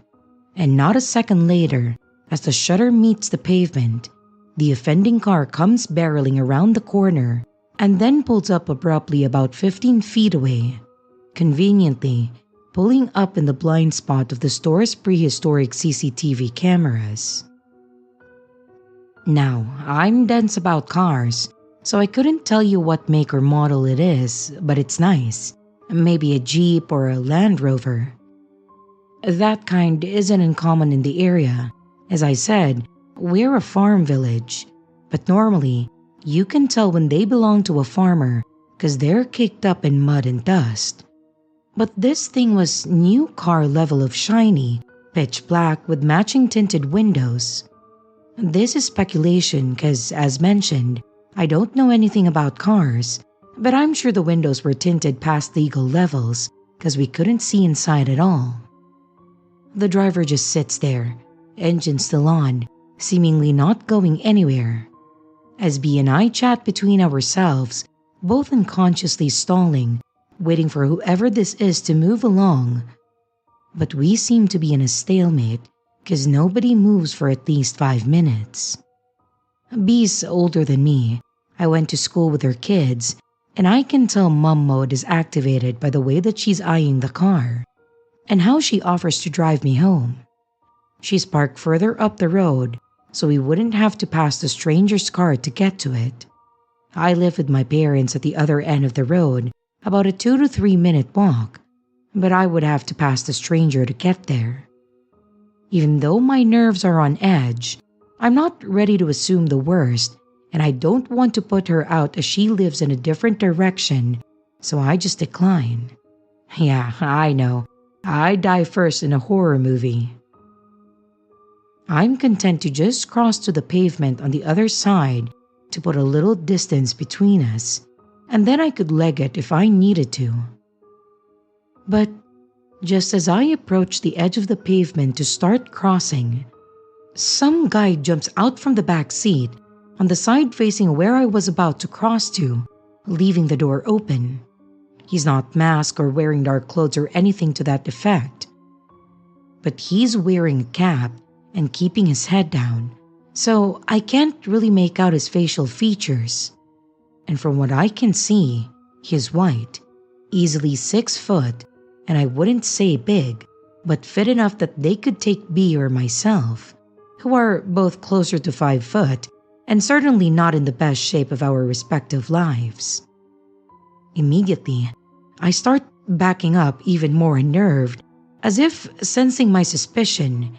He lights up a cigarette, acting nonchalant, but at the same time, starts rounding the back of the car, joining B and I back on our side of the road, but for maybe 10 feet of distance.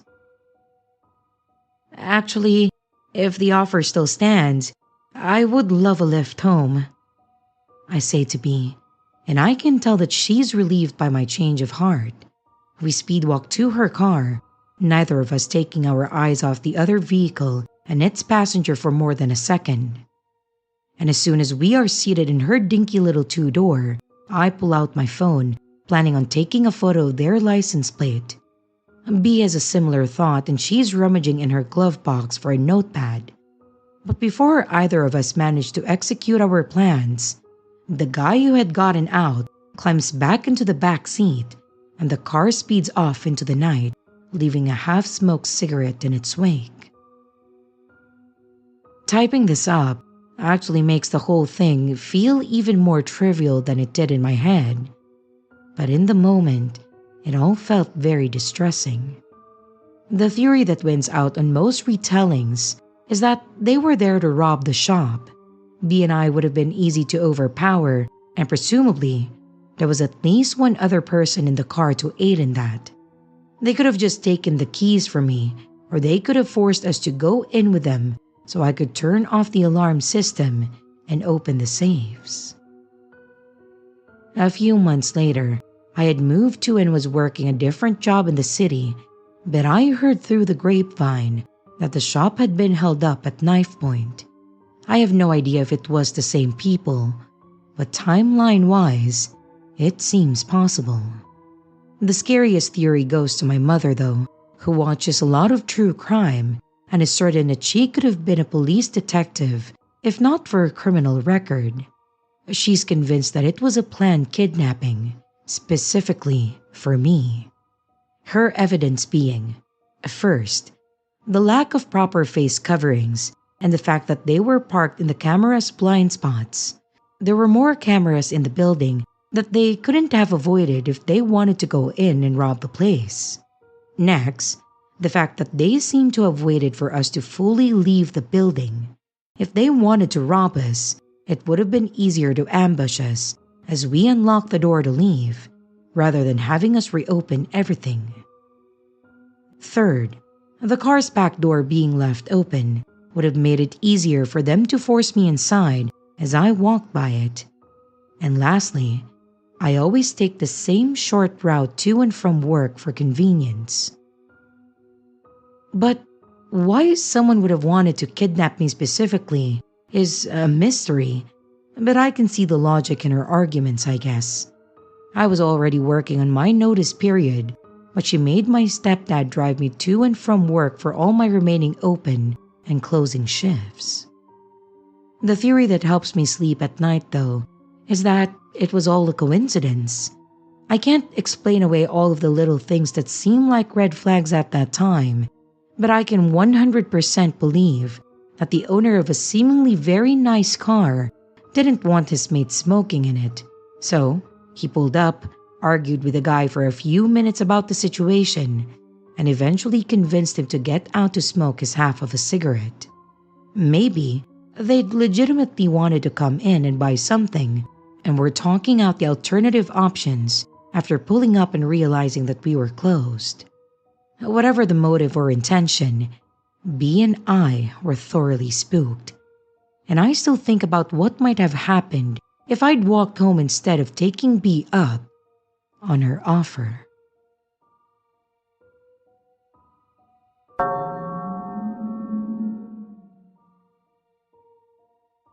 This started about 6 months ago. I was getting ready for bed in my room. It was maybe 10:30 p.m.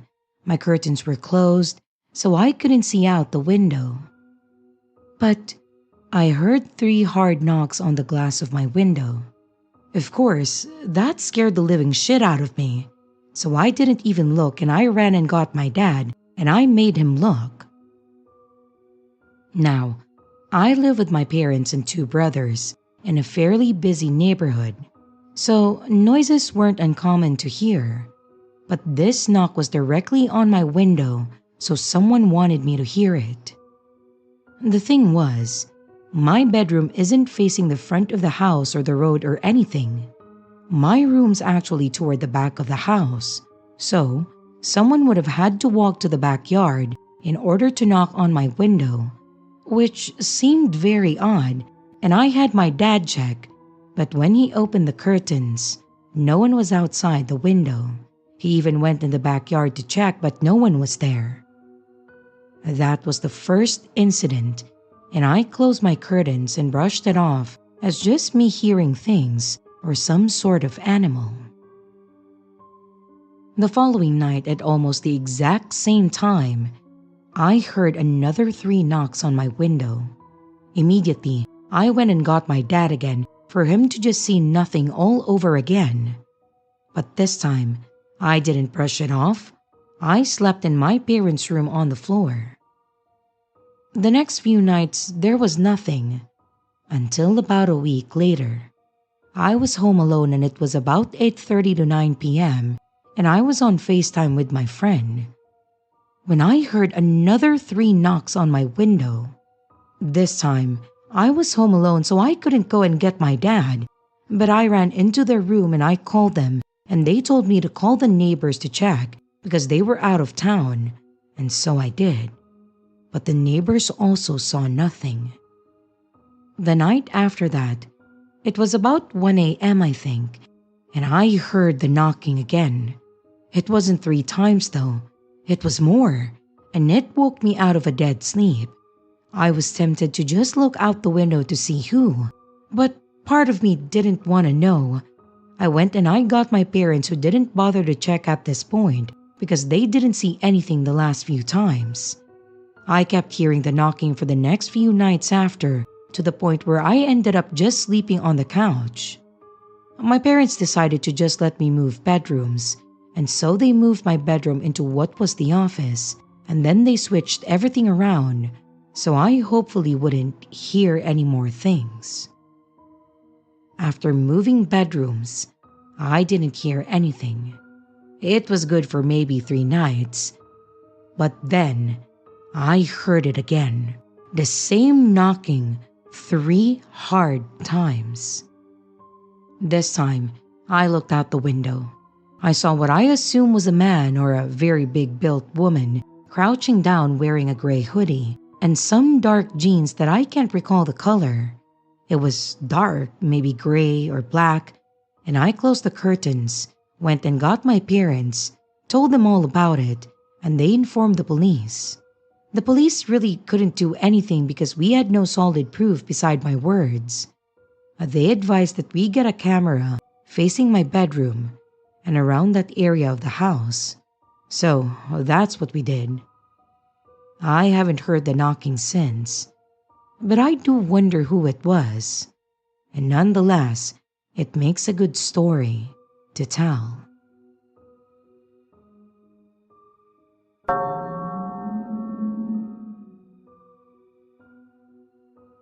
Recently, I went into a local grocery store at around 5 p.m. with my 2-year-old child.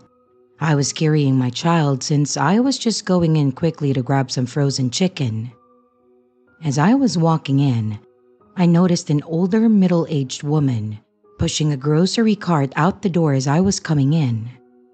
There was what I assumed a teenager in the grocery cart who was wearing a hoodie and had his head down. There was another young adult or older teenager walking beside the woman. The store was fairly busy during that time, but I'm naturally a pretty observant person, and it really paid off in this circumstance. As I was going into the first freezer section, I looked at the end of the aisle, and I noticed the older teenager who had been walking with the lady pushing the cart. He was looking at me, and I thought, well, that's weird. I just walked past them as they were leaving. Why is he back inside? What I was looking for wasn't in the aisle that I was in, so I went 2 aisles down, and there again was the older teenager, standing at the end of that aisle. He wasn't shopping, but just standing there looking at me. I made eye contact with the guy, and my gut just knew that something wasn't right. My heart started to beat out of my chest, and I started thinking how I was going to handle the situation. I grabbed what I came into the store for, still carrying my 2-year-old because there was no way that I was putting her down to walk. I go up to the self-checkout, and right at the front was the guy again watching me. I was like, okay, there is no way that I'm leaving the store for him to just follow me to my car. I walked past him to the front desk area to speak to a manager, but it was just the bookkeeper. I told him that someone had been following me, and I turned around, and there in the second checkout lane to the right was the woman and the teenager in the grocery cart, still with his hood on and head down. The guy that had been following me is there with them now, tapping on the guy's shoulder in the grocery cart and literally saying, "We need to go now, we need to go." I was about 6 feet away and I could hear him say it. I point them out directly and say, "He's the one who has been following me." And at that moment, the manager had made his way up to the front, and I repeated what I said to the bookkeeper. The lady and the 2 guys were about ready to be done in the checkout lane. The manager says, "I've actually been watching them for the last hour because I felt like they were up to no good." And he ended up walking me out to my car. I called the cops just to make them aware. The cop seemed like he took me seriously and asked what I thought those people's intentions were. I said, "Naturally, I thought they would try and take my baby if I had gone to my car." I'm not a big person. I'm on the shorter side, so I know that I would have had to put up one heck of a fight if they had tried anything. But to hell, if they had, I would have given them a fight for their life if they had tried to take my baby. But the whole thing had me shook for days. I thought that I would vent and share my story and hopefully bring some awareness to these sort of situations.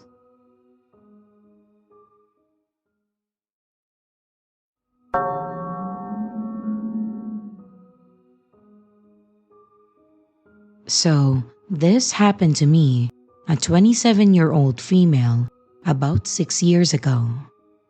At that time, I was working in a bar, so I got off work pretty late, usually around 3 a.m. Since I live quite close to the bar, I would always walk home after my shift. There were two different routes that I could take. One was along the street where most of the city's bars and clubs were, and it was usually really crowded. But since I was exhausted and I didn't want to see any more people that night, I took the other route, which was much quieter but also darker, and I never felt very safe there at night. As I was walking, a group of drunk guys approached me, blocking my way. I made it clear that I had no interest in talking to them, so they eventually let me pass. A nearby taxi driver must have seen what happened because he rolled down his window and asked if I needed a ride home. I declined, saying that I didn't have far to go, but he insisted, saying that he wouldn't charge me. I thought maybe he was just looking out for me since he had seen the incident with the drunk guys. So I made the really stupid decision to accept his offer. After I got in, he asked for my address and then we started driving. I even offered to pay him, but he refused. And shortly after, we arrived near my home. But instead of stopping, he drove past it. I asked where he was going, and he acted like it was an accident, saying that he was just looking for a place to turn around. But then he kept driving for a few more minutes until we ended up in an industrial area where he pulled into a dead end. At this point, I was terrified, but I didn't know what to do, especially since my phone had died earlier. I just said, "Well, this is a perfect opportunity for you to turn around." He looked at me, and I think he got scared to follow through with whatever he had planned. And after a moment, he simply said that I was right, turned the car around, and then drove me back to my place. My heart was pounding as I got out of the car, but I was really grateful that nothing terrible happened that night. I know it was incredibly stupid to get into the car in the first place, and I still don't fully understand why I made that decision. But I think I just got lucky in the end.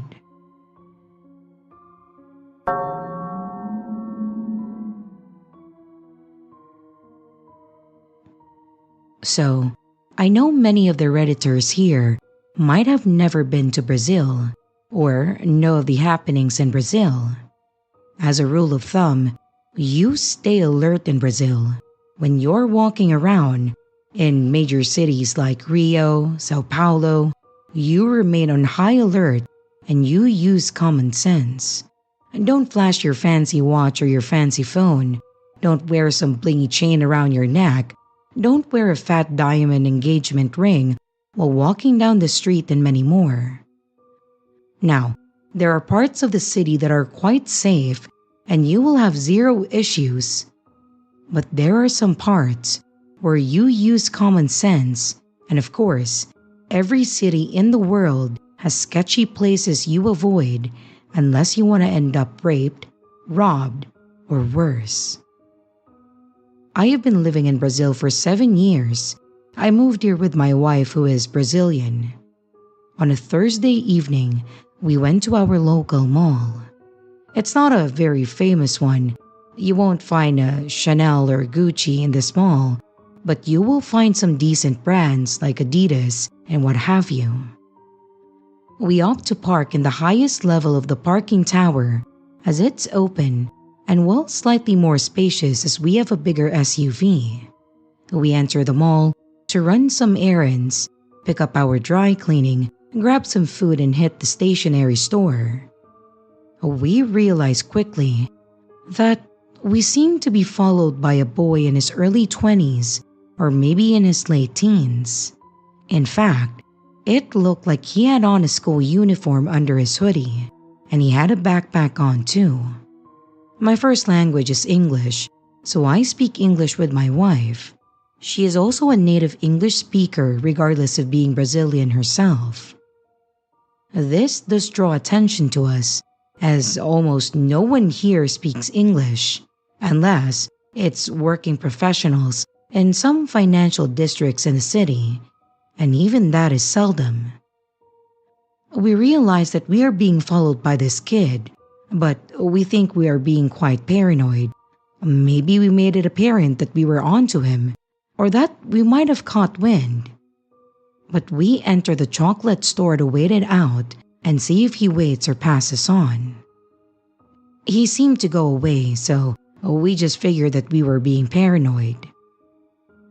We proceed to the open area top-level parking, and as I approach and click unlock on the key fob getting closer to the car, I notice one taillight has a strange orange glow instead of the regular red hue. We reach the car, and I notice many pieces of my broken taillights on the floor. Within a second of reaching our car and taking in what happened, another car pulls up next to us and then honks at us.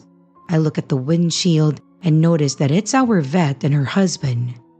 They smile at us and come out and say hi to us. We tell them, "Well, look, someone hit our car." And then how terrible it is. My vet's husband and I inspect the car and notice the taillights were broken deliberately, as no other part of the car was damaged, so there was no way that another car hit our car and just went about their way. And no, this was a person purposely just breaking our taillights. Or maybe a motorbike? Confused, we just go back inside the mall, seek out security, and then head to the security office. The mall has insurance, so they said that they would proceed to start the paperwork on getting our lights fixed. They also looked up the video, and in the multiple cameras, you can clearly see that the guy who we thought was following us was accompanied by someone else and hurrying around the corner towards us as my wife and I approached our car. But they stopped as my vet and her husband got out of the car and started talking to us. You could see them in the camera just calmly turn around and walk away, all whilst constantly looking back. Security proceeds to alert all the guards and call the police and start a search for the young sleuths. The security then told us that a few malls and banks have been hit by thieves who will break your taillights just to distract you into standing and staying outside of your car as they run up behind you and then usher you into your car at gunpoint and then order you to go to the nearest ATM and clean your accounts out, or even worse. It was ridiculous luck that at that exact moment, our vet just happened to pull up right next to our car. A minute earlier or later, and I believe we would have been kidnapped. I am never going back to that mall, or at least never parking away from any of the mall entrances, and we have decided to speak in Portuguese and keep our English to a minimum when we are out and about to draw less attention to ourselves.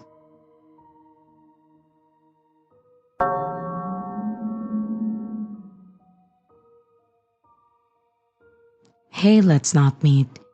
I came across this community just today, and I remembered something that happened to me and two of my friends almost 20 years ago. So the memories are a little blurry. The three of us were at the ripe age of 5 and 6, and we were already pretty good friends since our older sisters went to the same class. So we were pretty excited to join in on their school's field trip to Transylvania for a couple of days. We visited numerous museums, and other cultural and historical sites. On one of those days, we visited the ruins of a historical castle, which was beside a village on a smaller mountain, surrounded by forest and roads leading to bigger towns. Ruins like this are all over Transylvania, so it didn't have much infrastructure except for a parking lot and the roads connected to it. After the mandatory inspection of the ruin, the teachers allowed the class and us three bozos to have an hour of free time for playing, on the note that we do not go too far. So, we played hide and seek with the older kids of my sister's class. Both my friends and myself had a beef with our older sisters, and we thought that this would be an opportunity like no other to show them who the superior beings are in our families. So, when it was our time to hide, we came up with a plan to ignore our teacher's words and then hide somewhere that they would never find us. We started to run towards the ruins of the castle and hid at the parking lot behind it. It was a little further away than we were allowed to go from the place where our teachers and my sister's class was, and definitely out of sight. Our plan was to scare the shit out of our sisters and only come out victoriously when they had multiple panic attacks. There were only a handful of cars and only a person or two except for us. The game started a while ago and we were hiding behind a car when an older man around 40 approached us. He had a mustache and a beer belly and was around 5'7" tall. It was obvious that he listened to us talk and giggle about what a great hiding spot we found. And with a smile, he suggested that we should hide in the back of his car and pointed at an old and rather trashy car. Now, this is the moment where any kid with a basic set of survival instincts would run back to the teachers and tell them everything. But not me and one of my friends.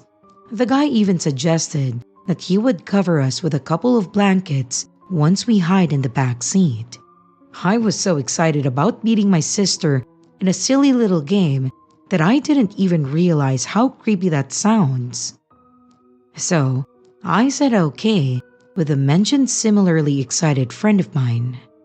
Luckily for us though, the third kid in our friend group still had his sanity, so he politely refused and suggested that we should go back to the teachers. The guy tried to convince us a couple of times, but I guess he didn't want to risk being more aggressive with the whole class and teachers in the nearby area. So, we left and walked back to the others, disappointed and confused why our friend was such a buzzkill. We didn't talk about what happened to our teachers nor to anyone after, because despite how weird it was, we couldn't tell for sure if the stranger was actually a bad guy. Looking back, it was definitely a bad call, but we weren't the sharpest tools in the shed at that time. I'm not entirely sure if the guy really wanted to do something horrible to us, or if he was just being friendly. But looking back, it was definitely creepy. Long story short, don't get into strangers' cars no matter how much it would piss off your sister. And to the stranger who wanted 3 kids in the back seat of his car, let's never meet again.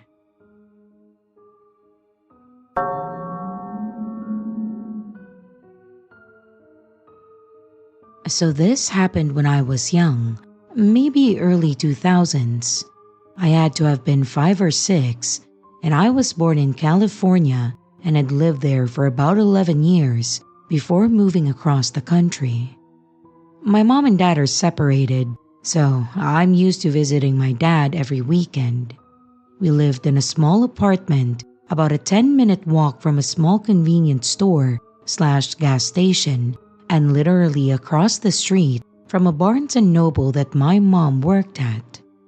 My dad was lonely, but also a bit insufferable, which I realized later. So occasionally, there would be a new woman over. He would introduce us to each other, and I would go back to watching cartoons. One day, he brought home another woman, again introducing us. She said her name was Lori. I never had a second thought about her. She didn't look familiar, and the name wasn't familiar either. I just continued to watch my cartoons. My dad said that he needed to grab cigarettes or something from the convenience store around the corner and that he would be right back. And not wanting to leave me alone, he asked Lori to watch me for a minute. But as soon as he left and was out of sight, I think Lori said that we should go walk to the bookstore or just go for a walk. Again, I can't remember it exactly. I just remember holding her hand and walking across the street to the Barnes & Noble. We went inside and I looked at the people at the checkout to see if my mom was there. She wasn't, but I just shrugged it off. We got to about halfway through the store when I heard a familiar voice call my name. It was my mom's friend and coworker Lucy. We would often go to her house and I would play video games with her two sons. I was immediately excited to see her and I just yelled her name. She said, "Hey, come here for a minute." And I ran up and gave her a hug. At that point, she started walking me somewhere else. I think she had asked if I wanted a lollipop or something and walked me to the employees only office in the back. I hadn't even realized that Lori had left. Lucy had said something into the radio and told me to wait in the office. I now realized that she had called security. Apparently, I was basically being kidnapped and I just had no idea. I found out later in life that Lori's children were taken from her because she wasn't fit to take care of them, and that she also worked at that Barnes & Noble and then was fired. So, my mom and Lucy knew all about how crazy she was. Lucy had called my mom and then told her what happened. She immediately came to pick me up and then drove me back to my dad's apartment to chew him out. I can't remember if my mom took me back with her or left me with my dad after that, but I still went to visit him every weekend after. I don't know if Lori was found and arrested or what would have happened if Lucy hadn't been working that day or if she never even saw me. I'm just so glad that she did. So, to crazy Lori, who somehow enticed my dad and then tried to kidnap me, I doubt that we'll ever run into each other again, but even so, let's never meet again.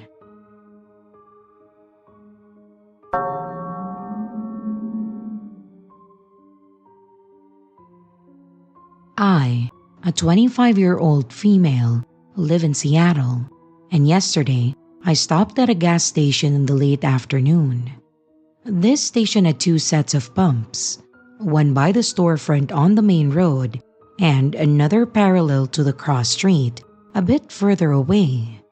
I parked at the pump in front of the store and there were no other cars or people around except for a van that parked at the other set of pumps. As soon as I parked, I saw a woman walking from the van and towards the store. It was a rainy, gloomy day and she was in a floral dress that looked very cutesy Christian cottage woman. Well, hopefully, that paints the picture. She looked slightly confused and was subtly looking in the window of my car before she approached me after I opened my door. She was seemingly distressed and told me that she had no gas, was stranded, and had to drive 30 miles to get home. I had an unsettling feeling about the interaction, and I told her that I was broke and that I didn't have 30 miles of gas money to help her. She then said that she didn't want money, but she needed me to come over to her car to help her. She kept repeating that I just needed to come to her car. I looked towards the van, and I noticed the rear window completely covered with black tape, and the car looked noticeably disheveled. I knew at that point that I would be going nowhere near her car or getting out of mine at all. After refusing her multiple times, she walks back to the van. It was one of those with the sliding rear doors, and when she returned, she slid it open slightly, and I could see that she spoke to someone in the back seat. At this point, a Mercedes pulls up at the pump right across from her, and then a man gets out. She does not approach him at all, and then just drives off. I know this isn't the craziest encounter. In the moment it felt off, but it wasn't until a few minutes after that the details sunk in and I realized what it could have been. Maybe I'm being dramatic, and perhaps it was nothing at all, but I do have good intuition, and something didn't feel right from the start.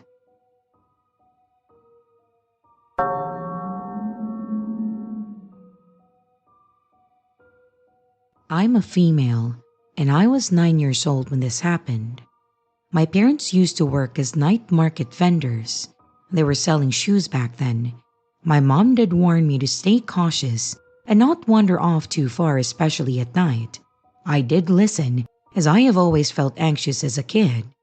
I always have this feeling where I am in constant danger.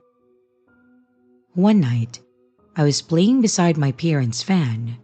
My parents were attending the customers, so they had no attention on me. As I was playing, acting as if I'm a Pokemon trainer, I saw a glimpse of a man. The man was tall and skinny. He was hiding behind an abandoned burger stall just a few meters away from me. I kept myself on high alert while I played, and the man slowly emerged from the shadow and showed me 1 ringgit on his hand. For those who do not know, that is Malaysian currency, by the way. He beckoned his hand, inviting me to come closer. I knew it from the start that this is the same thing that my mom had always warned me about. Man in the shadows, luring kids to come closer. It all made sense to me. So I backed away, trying to keep myself closer to the light and in the eye of the crowd. But the man crept in closer, raising his hand for me to see the cash at hand. He then put the money on the table and then stepped away. It's clear that he wanted me to come and get it. I felt super unsafe, so I turned around and played quietly, literally in front of my parents. I picked up a hammer and I gently swished it around, thinking that the man would think I'm dangerous. I thought that I was safe, but the man was persistent. He blended in with the crowds, now with much bigger cash in his hand. He stood far, a strategic spot where he could run away without being seen. That's when I had enough, and I felt 100% creeped out. I came to my mom and I told her that I didn't feel well at all.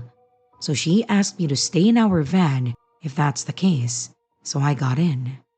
I kept looking through the window for a whole minute, and the man was nowhere to be found, so I thought that he was gone. With a sigh of relief, I lay in my van telling myself that I should just go to sleep.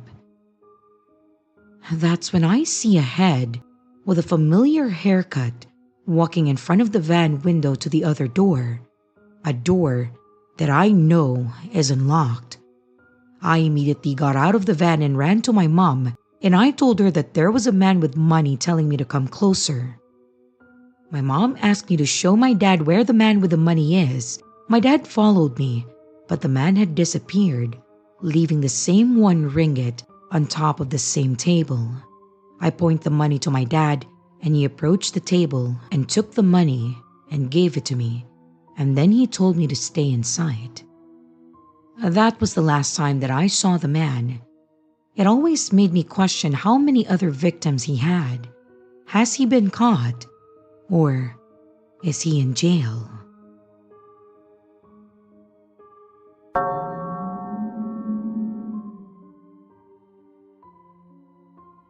I'm male and 30. I was walking back home at night, kind of depressed because a loved one just died. The street I walk home to is almost always empty, with a few cars or motorbikes, and it's quite long too.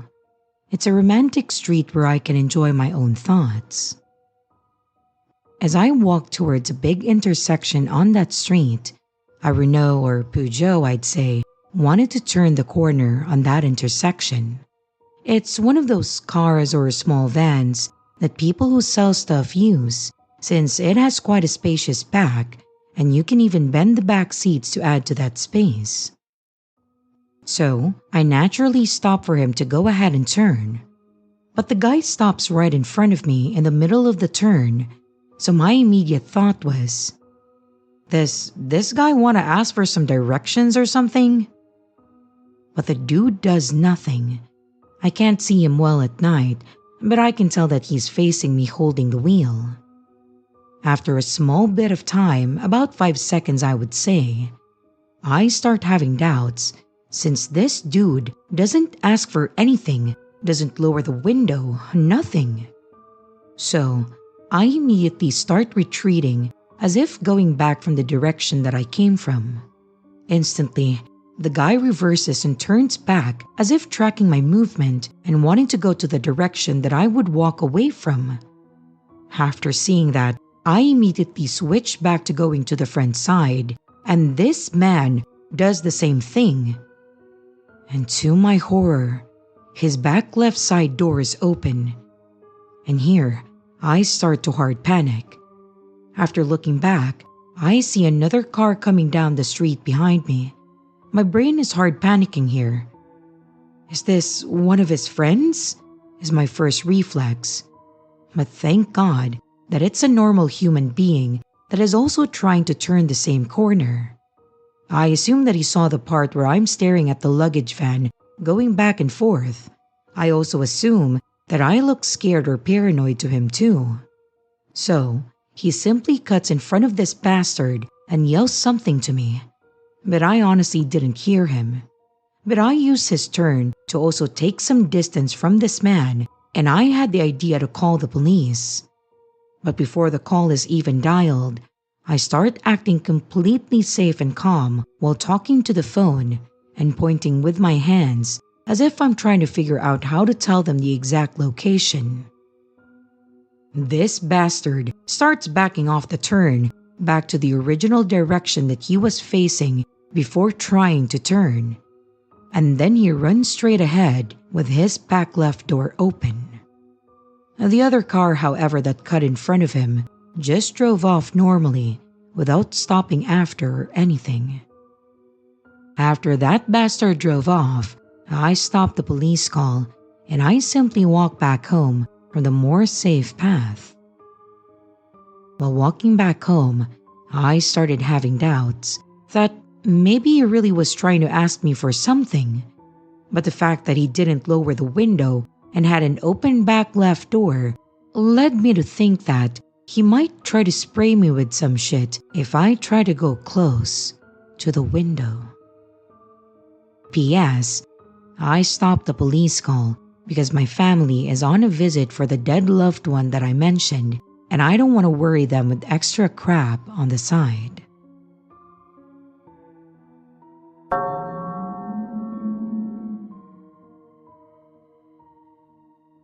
I have so many encounters that I could write about. I seem to be a magnet for weird or creepy happenings. This occurred when I was around 19 or 20. And my life was a mess to say the least, and I was under a lot of pressure.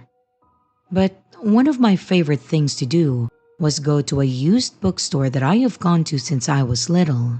You can exchange books for store credit, so I hadn't had to really pay for a book in years.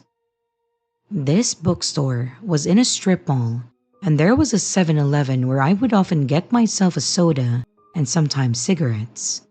The people at the bookstore didn't care if I had a drink in there. The men there at the 7-Eleven, who were probably in their 40s, were checking me out and making some comments. When I bought my cigarettes and the cashier saw that I was over 18, he said, "Wow, you're 20? I thought you were so much younger. Doesn't she look younger?" And the other men working there agreed. It seemed like such an odd thing to say. I wanted to sit at the Starbucks across the street, but there was no seating, So I just lit my cigarette at the 7-Eleven, and it turned out that the cashier decided to take his break and smoke at the same time. I tried to be casual and not seem creeped out, but my guard was up, so I wandered over to the store to stay away from whatever they were doing. I was in the bookstore for a while. Then, somehow, I lost track of where I parked. I swear, I could lose my car anywhere. I was wandering around the parking lot, and I stepped between two trucks. Randomly, the 7-Eleven worker stepped in front of me, saying that I had to come back in.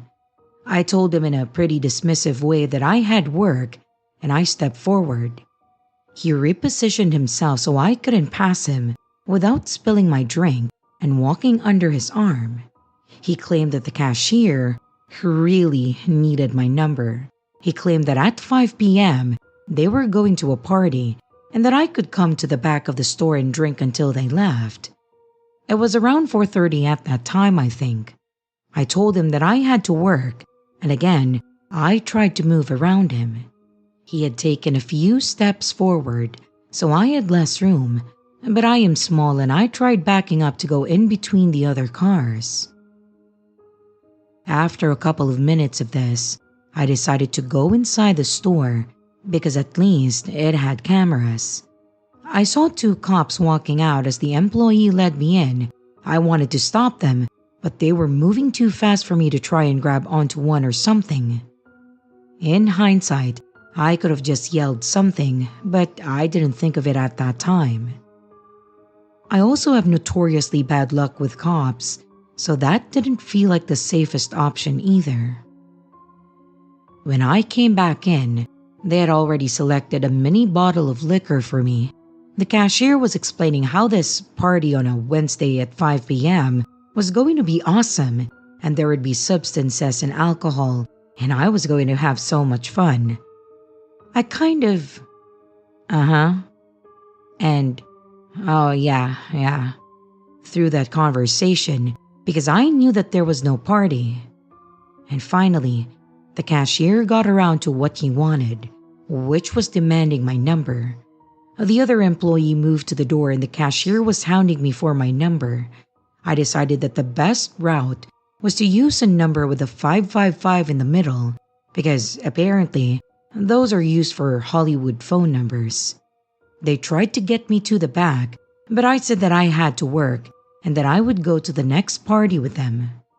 I was trying to placate them but still get out. Also, somehow, no one else was in this 7-Eleven and I was fending off two creeps with nothing but a soda and a bag of books. I finally appeased them and I exited, but I knew that they would be watching me. I knew that I couldn't walk to my car and then go off do my nanny job because I didn't want them to see my car. I walked as calmly as I could to another store and frantically called the dad of the kids that I was going to watch. At this point, I broke down and I was shaking and crying.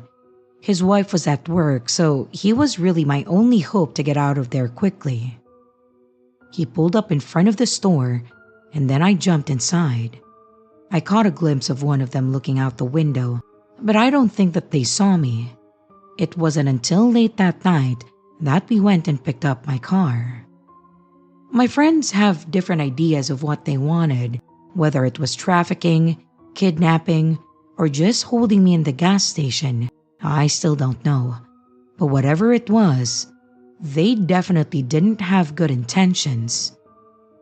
Looking back, I can laugh a little because as soon as the dad came, I noticed a hammer in his car and I asked if he planned on attacking them. And just for him to say, "Well, you never know when you might need a hammer."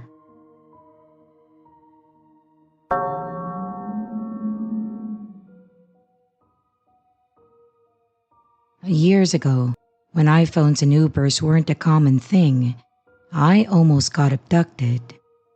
I was a 21-year-old girl living in Austin, Texas. I had just graduated and I had no real clue what I was going to do with my life.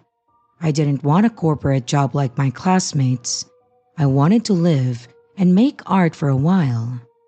I had visited SXSW while at university in New York, and I fell in love with the wildness of Texas. It felt like the opposite of the life that I had been living in NYC, so I moved to Austin to take a break and recharge. I didn't have a car, but I still wanted to explore. I walked and took the bus everywhere. I barely knew anyone, maybe a handful of people at most. One day, while heading home after exploring the city, it started pouring. Not just rain, but a full-on Texas downpour. I figured that it would stop, and home wasn't far, so I just kept walking. But it got worse. I stepped in a hole and I twisted my ankle. When I reached for my phone, I realized that it was dead. Fuck. Now I was soaked, limping, and crying in the rain with no way to call anyone.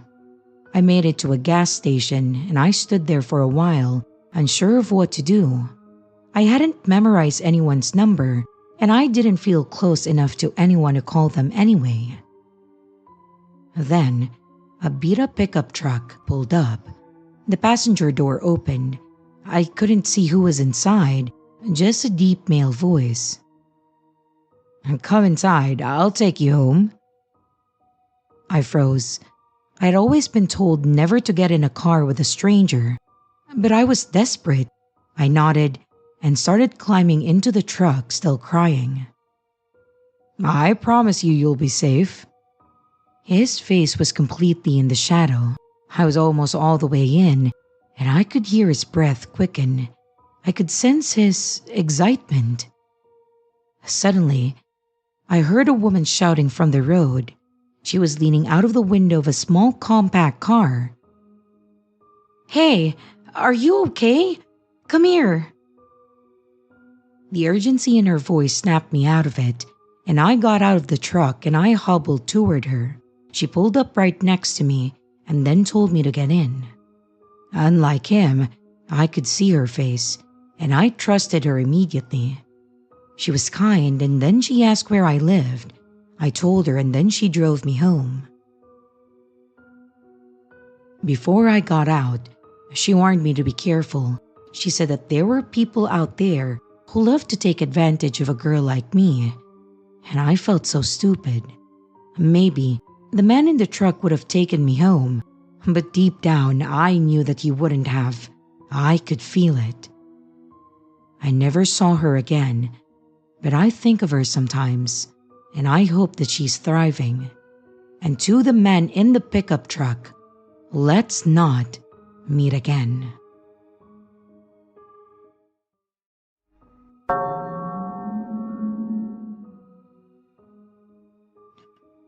So this is a very long story. My old middle school does this thing called a candygram, and you pay for a note and a candy to be delivered to a friend.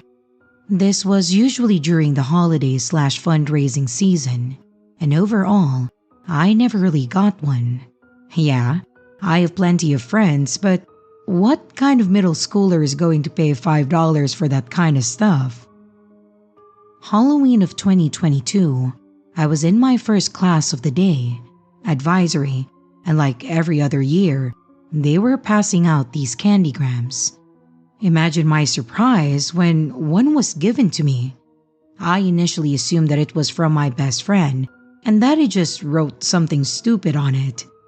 No, instead, it just said, "You're cute. Love, Anonymous." I was elated. Nobody ever had much interest in me at that point, and the thought of someone going out of their way and spending money on me was very flattering. I showed my friends, and then I moved on to the next class. Except this time, someone knows who Anonymous may be.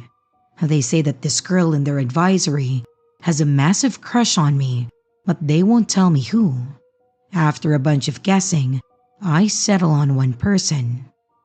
Her name is Trisha, and she is a friend of a friend. Up to that point, I had only talked to her once during a gym period, and I had to be reminded of what she even looked like. The day goes on, and we have Halloween assembly, and everything is normal. On my way out of the gym, I look behind me to see if any of my friends are nearby. And lo and behold, Trisha is standing behind me. And the reason that I remember this so vividly is because she slipped on a purge mask as soon as we made eye contact. I sound like a bad horror author, but I shit you not that this is what happened.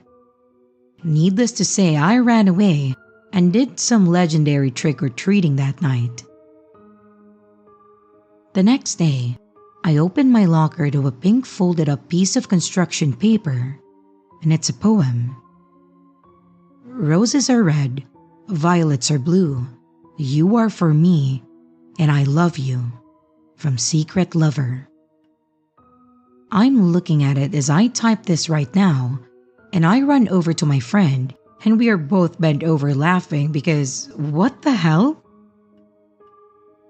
The next weeks, I have about 2 notes in my locker every day, but here are the worst. 1. I watch you at your house because I can just imagine how our house would look like when we are married. What? 2. Your feet probably smell amazing. From the watcher. She's never even been near my feet. 3. You smell nice. I have never been within 10 feet of this girl. 4. Hi love, it's me. I love you. Have a nice day. Stalker. Why would you call yourself Stalker? 5. I apologize for the creepy ones. Well, she knows she was doing something weird. And 6. I'm sorry, baby boy. I just love you so much and I need to be with you. Stalker. These are all word for word, and I am staring at the pile of them right now. She kept switching sign-offs to either the Watcher, Secret Lover, Anonymous, and Stalker. Why would you ever call yourself a stalker? Most times, my friends would see her slip the notes into my locker during passing period, and once, I even saw her do it myself. In about a week, all my friends know every detail of this fiasco, and they all found it pretty funny. Honestly, I did too. Remember that friend of a friend? Well, her and I are very close, and she lives within 5 minutes walking distance of my house. She said when her and Trisha were hanging out, she kept bringing me up and asking questions about my family. Then, she asked if my friend would show her my house. My friend insisted that she wouldn't, but Trisha was persistent. No matter how many times she said no to Trisha, she would ask and ask. My friend never did tell her my address, and she kicked Trisha out of her house. That same friend then added me to a Google document that Trisha's friend group used to talk throughout the school day, and every single thing was about me. What I was wearing that day, who I was walking with, and how Trisha and I would make such a good couple. Trisha even wrote down my mom's license plate numbers in her document. I wish I had screenshots, but even if I did, I don't have that device anymore. Mind you, I was 12 at the time that this was all happening, so I was very stupid, and I make my presence known in the document. I don't exactly remember what I said, but it was something along the lines of, "What the hell?" And I add my best friend to the document, and he starts putting on a performance, claiming that we are a couple and Trisha needs to back off. Trisha says sorry, and it is all quiet for a few days. I then go back to the document to see if anything else has happened, but now it's just Trisha and I in it. She tells this story of how she was up all night crying while writing me an apology or love letter, and how she threw it in a fire. I have no clue why she felt the need to share all of this. And now, I decided that I was going to the counselor. I'm sad to admit that up to that point, I thought that it was all really entertaining, but something about her burning things fucked with me. After I tell this whole tale to the counselor, Trisha gets pulled out of class. But guess what? They didn't delete the document. I'm still baffled that all she got was a reprimand, but was still left with a way to contact me. She says a bunch of weird shit that I have blocked out at this point, but I remember her saying that when they said my name during her getting in trouble, if you can even call it that, she had a huge pit in her stomach. Needless to say, I removed myself from that document and I didn't give her any more attention. Mind you, throughout this whole thing, I have never spoken to her in person. She continued to stare at me during lunch the rest of that year and ask people really weird questions about me. But thankfully, that has stopped now that we are in high school. I occasionally see her in the halls, and I just walk as quickly as I can past her. So Trisha, let's not meet again.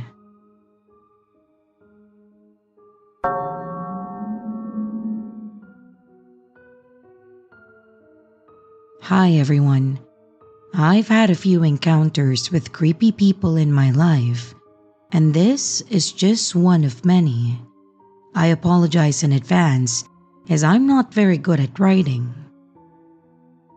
So I, 18 female at that time, were out with my friends drinking in random fields. We had such a fun time. There were around 10 of us, I think. We were up in a wooded area as we didn't want any weirdos coming up to us out in the open.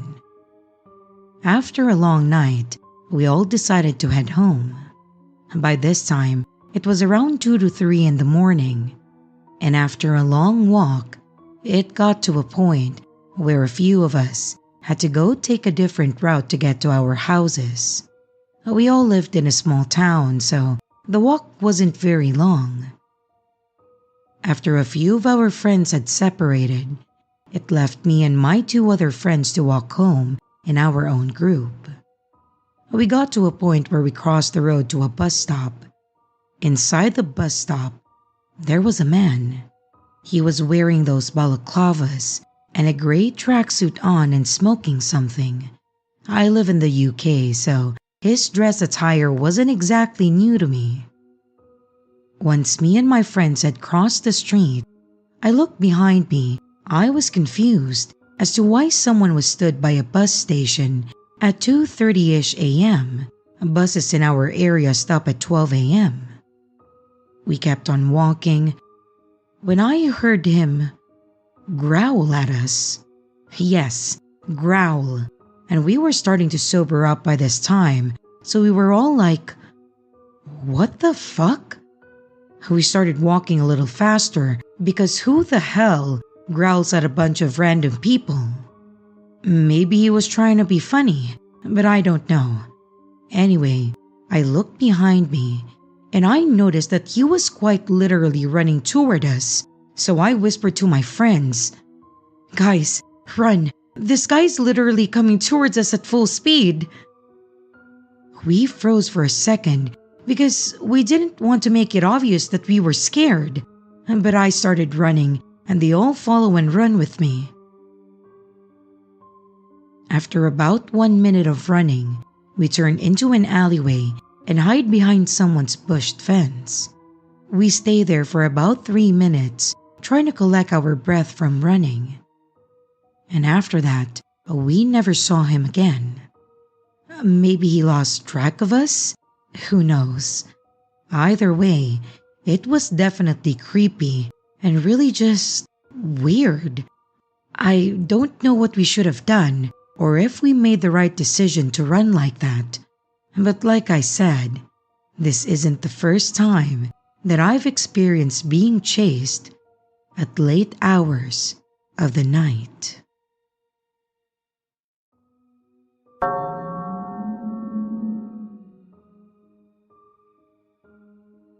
I am very fortunate to live somewhere with beautiful walks nearby, so I like to get out and walk nearly every day. This place is also really safe, so it never crossed my mind that I would be in the position that I am currently in. It started last year. I don't keep a routine, but like I said, I like to get out and walk most days. It was a beautiful day. The paths were very busy with dog walkers, locals, and so on, just enjoying the weather and the scenery. I took my time and I didn't pay too much attention to anyone because, like I said, this was a super safe place. When I turned back for home, I was aware someone was walking behind me and not that close, so I assumed that they were just heading back the same way as me. That's not unusual, it's a very popular path. When I got home, I took my shoes off in the usual place, which is positioned so that I can see through the kitchen window, which points the same way as the front door. I then noticed that there was a man looking through the kitchen window and really looking into my kitchen. Not a quick glance, but taking in every detail. And then he moved away and then knocked on my front door. Now, I do not open the door unless I am expecting someone, and if it's just parcel, there's a strong chance that I'll just let them leave it in the safe space. I planned on ignoring him, but he knocked harder and said something close to, "I saw you get home." That gave me the impression that he wasn't going away, so I opened the door a crack and I kept my foot wedged so he couldn't open it any further. I'm a small woman and he's over a foot taller than me, strong, and he gave me a serious "you need to run away from him" vibes. He was carrying a slow cooker box, which struck me as odd, but I figured that he was taking it to a neighbor. And then he said, "I followed you home." Just right out with it. He gave me some story about how his mother used to live next door and he wanted to know how long I'd lived there. I told him that if he wants info on the neighbors on the side his mother supposedly lived in, then my neighbors on the other side had lived there for 50 years and they would be able to tell him everything. He was irritated by that answer and then switched tack. Then he kept trying to invite himself in for a cup of tea, and I politely but firmly told him to leave, and then I locked the door. I didn't go anywhere by myself for a couple of weeks, and I kept an eye out for him, but nothing. So I started going out by myself again. And there he was, and this time riding a bike. I don't precisely remember all the times, but it was something like this. I was wandering near my favorite spot and he rode his bike around me in a big circle 3 times. He just watched me, and I gave him my best "go rot in hell" glare, and then he left. He kept popping up. The next time that I was on my way back from a shop, he said, "Hi." He then said my legal name and then added, "It's a nice evening." I don't remember giving him my legal name, and he just carried right on, so it was uncomfortable, but nothing horrendous. And I will note that he popped up on all of the different paths around here. There were a few more instances like that, 6, maybe 7 at a guess. But then, I did something stupid, and I went against my gut. It had been a long week, and I was dying for a walk to clear my head. It was winter, pitch black outside, but I needed something small from the shop. My gut told me don't do it, don't go out, and I had a horrible feeling before I even got my shoes on. But I ignored it and told myself that I was being stupid. It was a beautiful, safe area, and I was just being anxious and ridiculous. I got to the shop fine. I then hurried along and went to the place where he had ridden circles around me, as it's the start of a loop that's short but beautiful, which was what I needed. My gut kept telling me that it's bad to not do it, to just go home, but I hurried along. Then I was at the very darkest point, completely alone, and I saw a light coming towards me. A bike light. And of course, it was him. Now, I'll add at this point that I am very unflappable. I've been in bars and the like where guys got grabby. I've had guys much bigger than me threaten violence and try to steal from me. And every time, I squared up to them and I gave strong "try it, I dare you" body language. And they cursed me out and I left, and I was completely unfazed. But that night though, I was seriously rattled. The vibes coming off this guy are bad, really bad. So I was cornered, nowhere to go but just to finish the loop.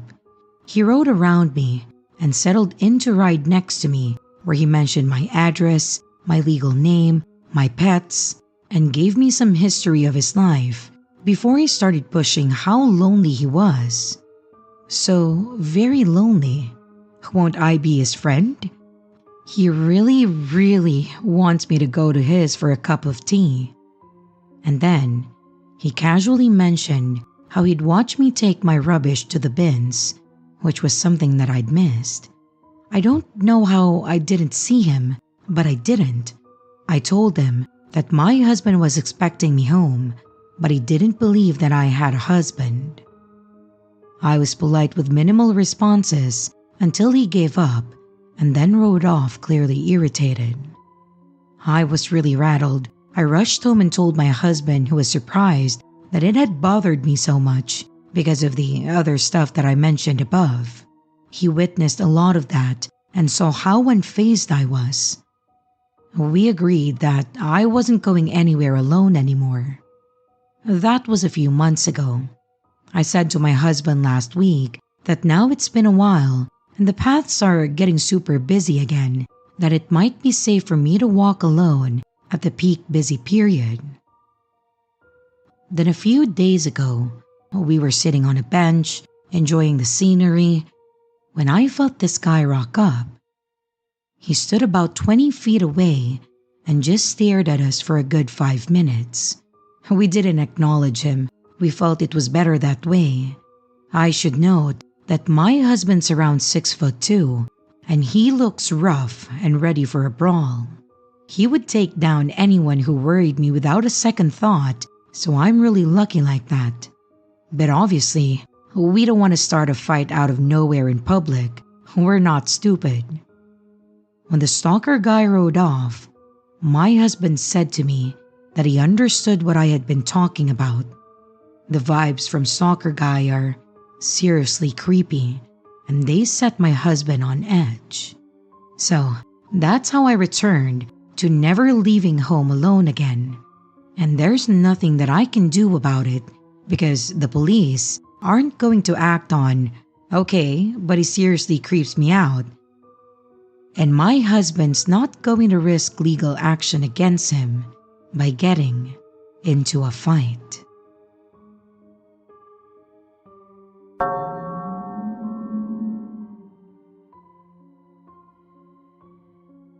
Let me just say that I was young and dumb when I met him.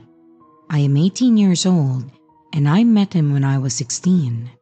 I was never in a relationship before him. I was a bigger girl and I just had an extremely hard time getting guys to like me. I met him on Snapchat. I didn't realize it then, but he had love bombed the hell out of me. I was so lost in the feeling of being wanted that I ignored the extreme red flags. After only a week of talking, he convinced me to meet him at his house to hook up.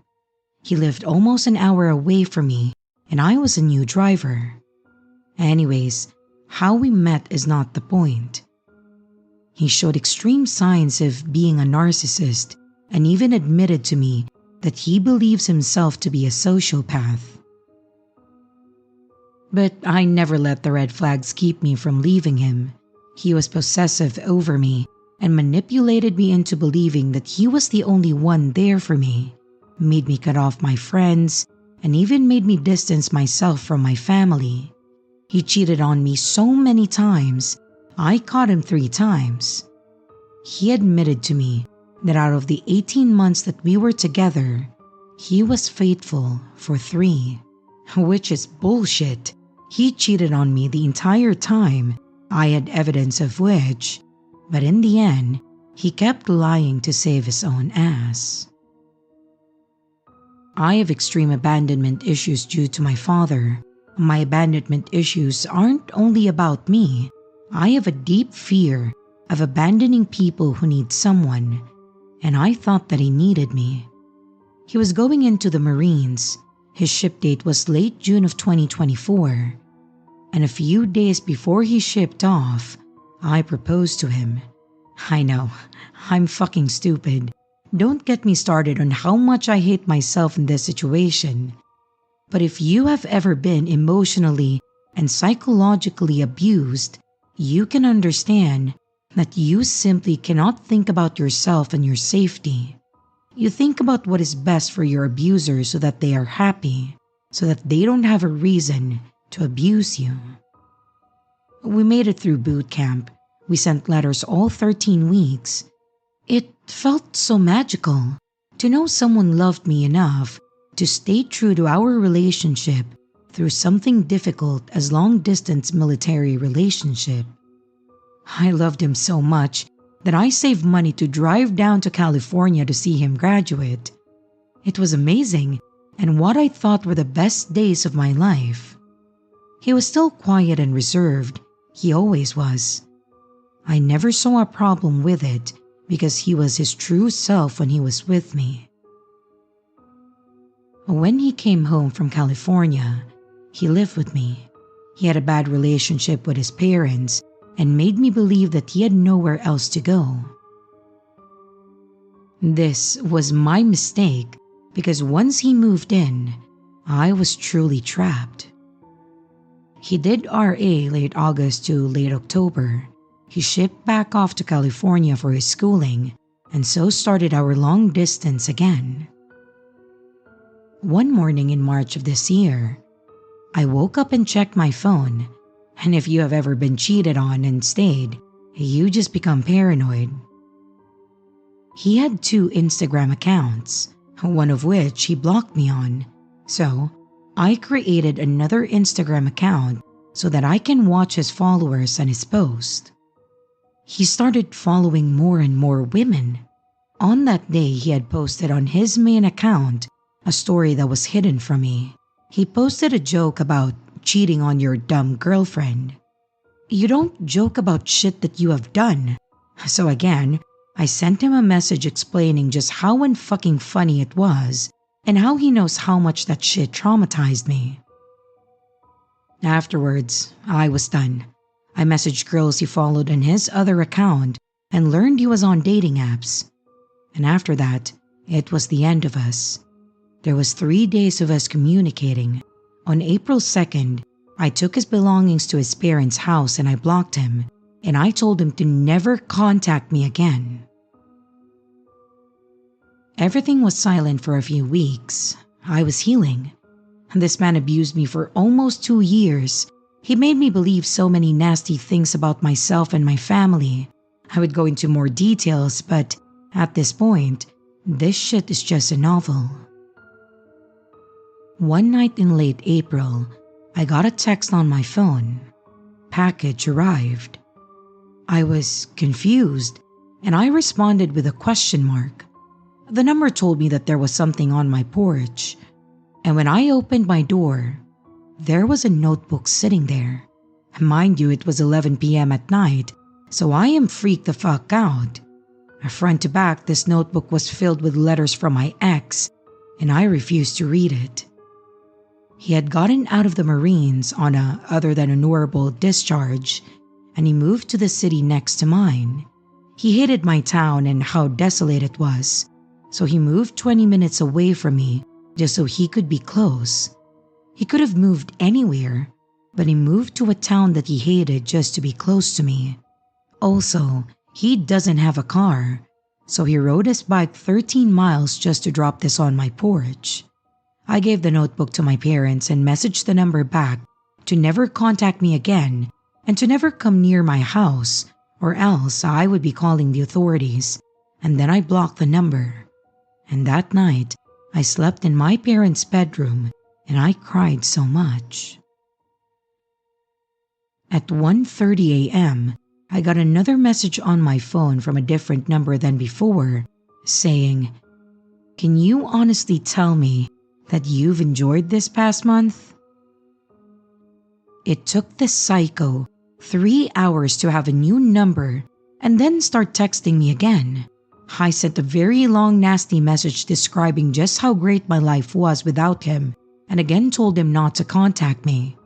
I had to change my number, my garage code, and my front door code. And a few weeks later, I got 3 letters in the mail from him, all very possessive and nasty. One was also a suicide note, describing exactly how and why he killed himself. I called the city's dispatch and sent a wellness check. He was alive. He told the officer that he was just upset. I had done a lot to try to get him into some sort of mental care, but he refused time and time again. I told the officer to tell him directly that if he contacted me again in any way, that I would be filing for a stalking and harassment report. And lo and behold, a week or so later, I get a message on Facebook from a very, very fake account. All of its posts and information were clear indicators that it was him. Unfortunately, I had to read that notebook that he left on my porch. And holy fucking shit, when I say he is crazy, he is fucking crazy.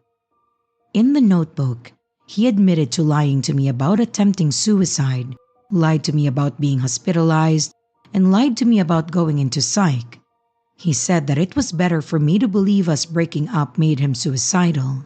He also admitted to a lot of illegal activity, and that he cheated on every single girl that he was with. The whole notebook traumatized me even more, and I went to the police station and filed a report.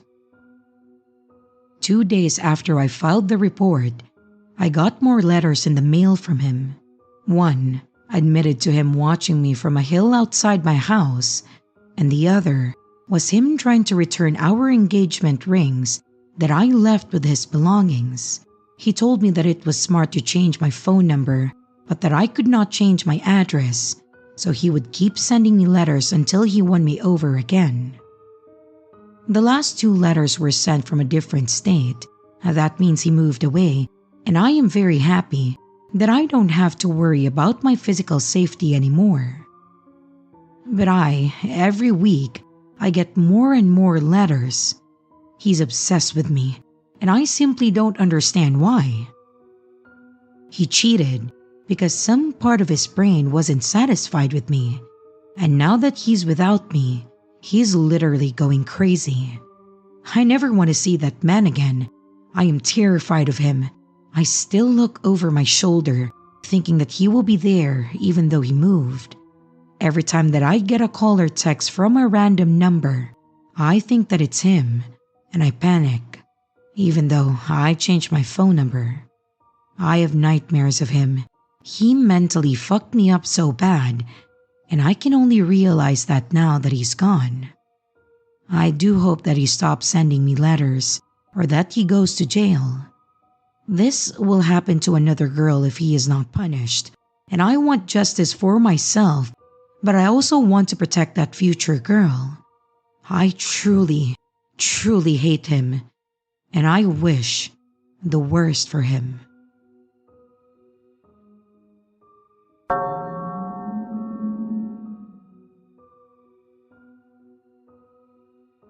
I'm an alcoholic, and I have been sober for 9 years. That is, without a doubt, my proudest accomplishment. I started getting help during my sophomore year of high school, and looking back, I am so grateful for the timing. If I had hit rock bottom later, things would have only gotten worse. My parents actually transferred me to a different school so that I could start fresh and meet new people. By the time that I turned 18, a few months before graduation, I had already been sober for over 2 years. That was around the time that I started aging out of most teen recovery programs. A lot of counselors that I worked with only focused on youth cases, so I had to start finding adult support groups. I grew up in LA, but not the touristy part. My neighborhood had liquor stores every few blocks and corner shops with thick plexiglass windows. Alcoholism was really common and normalized. So once the teen programs ended for me, I started going to early morning AA meetings on Tuesdays and Thursdays. They were held in a small church near my school. I didn't have first period on those days, so it worked out perfectly. And after the meetings, I would usually stay for a couple extra minutes just to write in my journal or just sit in quiet. One morning, this guy stayed after the meeting and asked me what I was writing. I told him that I was journaling. He said he liked the idea and he wanted to try it himself. And after that, he started sitting next to me at every meeting. We would talk a bit afterward. He did seem normal and he was about my age. He knew that I was about to graduate and asked if I planned to keep coming to that group during the summer. I told him that I was not sure yet. I had just gotten a job across town and I was looking into meetings closer to where I would be working. And I could tell that he did not love that answer. Sometimes, you can just see disappointment on people's face. I used to talk a lot in those meetings. I did not go just to sit in silence, but I brought energy into that room. I like to think that I helped people feel a little better. I think he felt that too, and I think that is why he did not want me to leave. People have told me that I talk too much. So maybe I'm just flattering myself and everyone else wanted me to be quiet, but I like to think that I was making a difference. He asked again when I would be switching to a different group, and I said that I didn't know yet. I told him that I planned to keep coming through the end of the school year though. I do not remember if I ever told him the name of my school, but I always wore royal blue and gold. He knew that I went to a school nearby and just around the corner from the church, so it would not have been hard to figure it out. Then, in the last 2 weeks of senior year, everything got wild. We had senior ditch day, late night hangouts, sleepovers, goodbye parties, and many more. I missed the AA meetings at the church, and then I switched AA groups altogether. At graduation, everything was really great, but that guy showed up. It was so off. He did not know me like that. I had never invited him. We were not close at all. But there he was, smiling at me from the back like it was completely normal. He came over afterward and said he brought a gift. It was a box of chocolates and a note about how he would miss me. He said that I should drop by the meetings again sometime, and I uncomfortably said something like, "Oh, thank you." I never went back. That whole situation was just too weird. I did not want to see him again. And then, he showed up at my new job. I was working the cosmetics counter at a big department store. The cosmetics department actually had its own cash register. And the first time he walked by, I noticed him. And then, he came back the next day. And then the day after that. He never spoke or asked for help. He just wandered around near my station, looking over at me like it was no big deal. He did not even try to be subtle. Eventually, I told one of my coworkers, the type of woman who doesn't play. She walked right up to him and asked what he thought he was doing. She called him out in front of everybody. She said she knew exactly why he was there and that it was creepy and toxic. A few shoppers turned around to see what was going on, and his face turned red, and then he walked away without saying anything. We told our manager afterwards. Then the manager was glad that we spoke up, but then reminded us to let her know right away next time. Well, there was no next time though, since he never came back. I have not seen him since. Hopefully, he got bored and then moved on. I do not really care to find out what he wanted.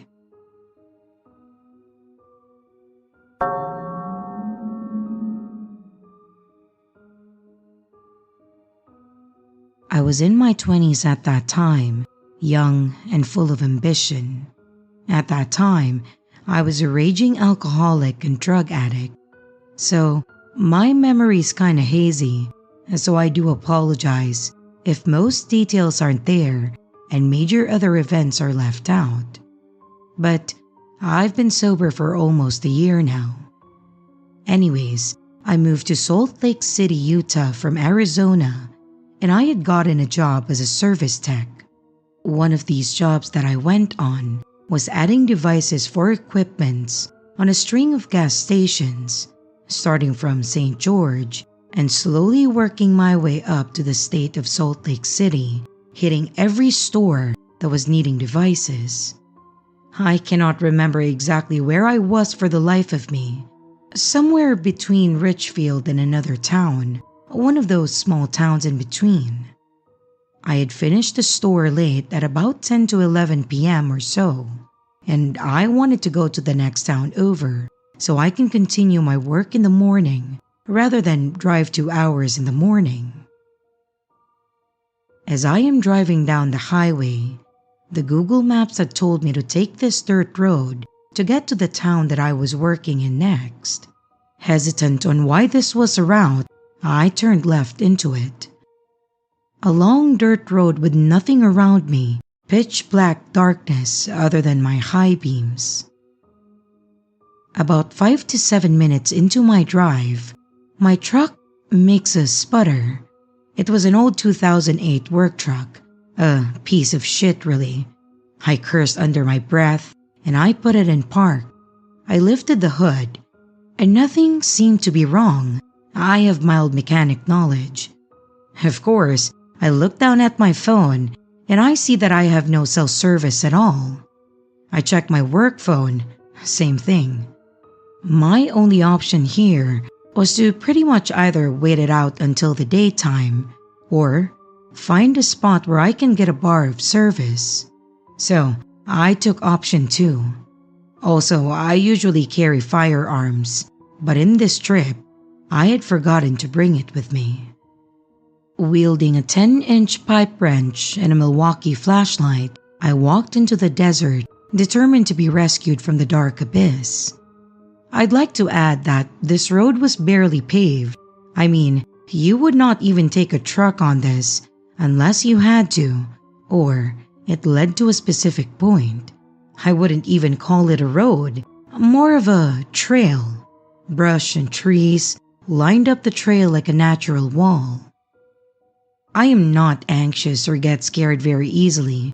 I grew up in Arizona, so I was pretty used to the dark, quiet desert. But every step further from the truck made me feel more tense. I walked for about 10 minutes until I heard laughing. Kind of muffled laughing, something you would hear out of a kid's show. Right behind me, so I swung around quickly. Nothing. My boots are sinking into the mounds of sand as I quickly just keep pushing forward. My heart is beating out of my chest like a ticking time bomb, and I hear it again, but closer, louder, like if it was 4 to 5 feet from me. I am fully sprinting into the desert brush and sand now, eyes darting like lasers around for somewhere to hide. I do not believe in paranormal or aliens or anything like that. I just figured that it was some deranged desert hobo or something, or maybe some sort of drug addict. The adrenaline was coursing through me. I hid behind a rock that was nearby.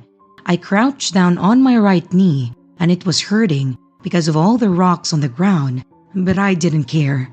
I needed to hide. The rocks was one of those 3-foot-ish mound rocks. The moon was shining bright so I can see some things. And as I am scanning the desert, I see silhouettes of 2 people running. I can barely make them out, but my eyes had then adjusted to the dark abyss. And I forgot to mention that after a while of this running, I also turned my flashlight off to not give away my location. I hear them. They were talking, but I'm far away enough to not be able to understand what they were saying. I literally sent out a message to my family and friends saying that I love them and that I'm sorry for anything that I have done wrong in my life. Of course, it didn't send because I did not have any service, just a coping in a traumatic event, I guess. I am not a small guy. I'm 5'10", 230 pounds. But I was unarmed and outnumbered, and God knows how many others were out there with them and what they were planning on doing when I was found and helpless. I waited, but they did not leave the general location of where they were at, scrambling around like mosquitoes. And I had thought of the only thing that I could do. I grabbed 2 smallish rocks. I am not religious, but I prayed to God that night and I threw them far in a direction away from the truck and the road. I then hear them scurry away towards the noise. They were shouting at each other as they trekked through the desert. I slowly crouch walked through the brush back to the truck. I forgot to mention this earlier, but I heard another set of stomping after the 2 had ran. So there was confirmed 3 people in the desert with me. As I got closer, I could see the truck, and I felt like I was in heaven. Every step was closer to my salvation. My boots filled with sand with every stomp into the soft cold sand. Branches and brushes stabbed me into my cargo work pants. I hear them tailing me, but for the love of God, I could not turn around. I did not even care to see who or what it was chasing me. I see the truck, and the truck driver's side door is completely open. I remember I had left it closed. I checked the back seat, and then I flung the door open more. I flew into the driver's seat in the truck and did the most stupid thing ever, but the only thing that I can think of. I started it. It took a couple tries to start it, but it cranked and then let out a roar. I threw the gear shifter in drive and I just drove out of there. And as I was driving, hauling ass down this dirt road, I see hooded people hiding along the sides of the road, ducking as I drove by, scattering into the darkness like roaches in a kitchen. I rolled down the window and I chucked my pipe wrench as hard as I could right at one of them, and then I sped off. I watched it do flips right into where they were. I yelled as I sped off into the pitch-dark desert night, and trails of dust followed the truck as I drove. Silence. Nothing but me and my heavy breathing, trying to make sense of the whole situation. I drove until I had seen town lights. I was sweating, white knuckles on the steering wheel, gritting my teeth, going at least 75. I got into the small town at around 12 a.m. and I threw myself into a local 7-Eleven. Looking terrified, the cashier asked me what's wrong, and I just asked her to call the sheriff's office. The sheriff was some old burly-looking man, and I'm someone who's covered in tattoos head to toe, so he treated me as a criminal almost myself. Turns out, some hose had burst. I don't remember exactly what it was though. I got into town and I called my boss, who was upset at the late night call that he was receiving. He was shocked at what I said and said to call the sheriff's office and mechanic. The mechanic guy was super nice and didn't charge me for the repair. The cops? They weren't much help. They basically looked at me like I had been up for too long and that I was hallucinating. I was not. He then asked me if I had taken drugs or have drank, and barely wrote anything on the report. And the mechanic was telling me that he had never heard of something like that in the area. I stayed in a motel that night. I believe it was Motel 6, but I can't remember. And I swear I didn't get a lick of sleep that night after I showered the dirt off of me. I ended up returning home early, and I quit this job later down the line for other reasons. I have since moved out of Utah to Florida. A photo I had taken on this service call came up and reminded me of this story, so I just had to write about it. I just had to tell someone. Was this a robbery? Were they trying to hurt me? Did they see the work truck and say, "Ooh, expensive tools and copper"? I have no idea. I'm just curious, who do you think these people were, and why were they hunting me like an animal? Has anyone had a similar experience? And how close do you think I was to being murdered in the desert? P.S. The truck was looted too. I remember that all the wire, pipe, and some power tools were taken. I believe the town that I had gone into was Parowan, and for the life of me, I cannot remember. We humans are not afraid of being alone in the dark, but finding someone else in the dark with us.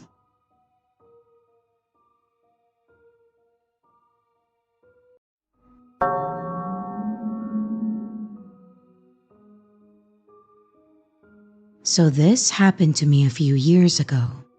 I joined a Discord server about a game that I really enjoy playing, Darksiders. It's loosely based on the Four Horsemen of the Apocalypse. I had been a fan of it since the first game, but since it wasn't the most popular series to ever exist, finding people who know it wasn't exactly easy. So, I joined a Discord community about it to meet other people who wanted to gush about the games with me. While the server was about the games, a lot of the time we just hung out, which I enjoyed. The company was nice too, and I made a lot of friends there. Eventually though, the next game came out, Darksiders 3, which focused on Fury, the only female horse rider of the four. So, being me, I immediately switched my profile picture to her. I got a few remarks about it, some complimenting me how cool it is, most just noticing the change. But I did, however, get one comment calling me a simp because she's a female character. To which I corrected by saying that I wasn't simping, I simply liked the character and I thought that her design was cool. I got a sarcastic, "Of course, sure," from some of my online friends, before I had to explain again that I am not attracted to her and that I'm straight. Well, those words were a mistake. Of course, there was a bit of a confusion. Apparently, everyone in the server thought that I was a guy beforehand, so the news seemed to be a bit of a shock to them. But after about a minute or two, most people seemed to settle down. However, there was one person who didn't, a mod, Mr. Johnster, let's just call him that, and he seemed to not believe me. And while it didn't matter much if people knew if I was a girl or not, he seemed to be very concerned about it, going so far as to even private message me asking if it was really true. I confirmed it, but it didn't seem to be enough for him. He started to demand proof. He asked for a photo of me, which I of course didn't feel comfortable with. I told him no, because I wasn't comfortable showing him my face. Well, apparently, he didn't take that well, as he started to demand a photo from me, saying that as a moderator in the server, he needed to confirm everyone's identity, which made zero sense to me. But he insisted that I send him a picture. I stood my ground, only to be berated for not following the rules of the server. And just to mention, there were absolutely no rules saying that you need to show your face to anyone. And then he said that he was going to kick me if I didn't comply. I told him to go fuck himself since he was being very rude, and then I blocked him. Within the minute, I was kicked from the server, and when I tried to rejoin, I could see that I was actually banned and not just kicked. Realizing this, I just sat there, taking it in. I had made so many friends in that server, I didn't want to lose them. So, I reached out. Luckily, I had added a few people in that server, including the server owner, Radical Potato Man. I then sent him a private message telling him what happened, providing screenshots of everything and then pleading my case. And after I explained everything to him, to say that he was upset would be an understatement. I was added back into the server and I was asked to join a voice call. And after a few minutes, Potato Man and Johnster also joined. I felt nervous being in a call with Johnster after everything that happened, but Potato Man said to mute and just listen. He said that if I wanted to talk without anyone hearing my voice, I could just type in the chat or message it to him. So I messaged him saying that I agreed and listened to what was about to transpire. What followed was a verbal beatdown that made me smile. Potato Man called him out on his creepy behavior, saying that he was abusing his power as a mod and that for breaking the rules, he was going to be banned from the server. And not only that, since they know each other in other servers, Potato Man was going to spread the word about him being a creep to all of them so other people can be on a lookout. And with that, Johnster was banished to the shadow realm, so to speak. And I didn't hear from him again, mainly since I blocked him too. I guess that's why it's good to always be kind to others and to make friends. Otherwise, I'm not sure if I would have ever been added back to the server or not. But I'm just glad that I found my little happy place again online.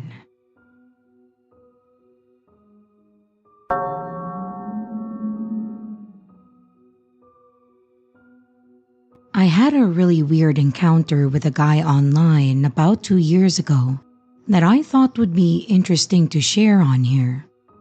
In the end of the whole thing, nothing really happened to me, but it was a bit eye-opening to the fact that these people exist in our modern world, and this kind of thing happens even to this day.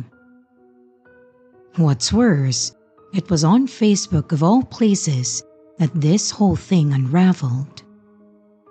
So, a couple of years ago, I got a friend request from a name that was vaguely familiar.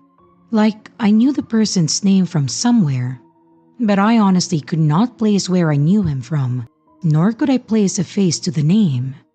Their profile was pretty well locked down, so going to it, all I could see was his profile photo, and it wasn't his face. It was just a picture of his young child fishing. Like I said, his name was familiar, but I just could not seem to figure out where I knew it from. So, I kind of just assumed that it was someone from high school that didn't make much of an impression on me or something. I ended up accepting his friend request, and as soon as I did, I got a direct message from him, like immediately, to the point that I almost assumed that it could have been a bot and they were going to pitch a scam to me. The message said, "Hello G-Man 12, thanks for accepting my request. How have you been?" Which was definitely a bot-like message.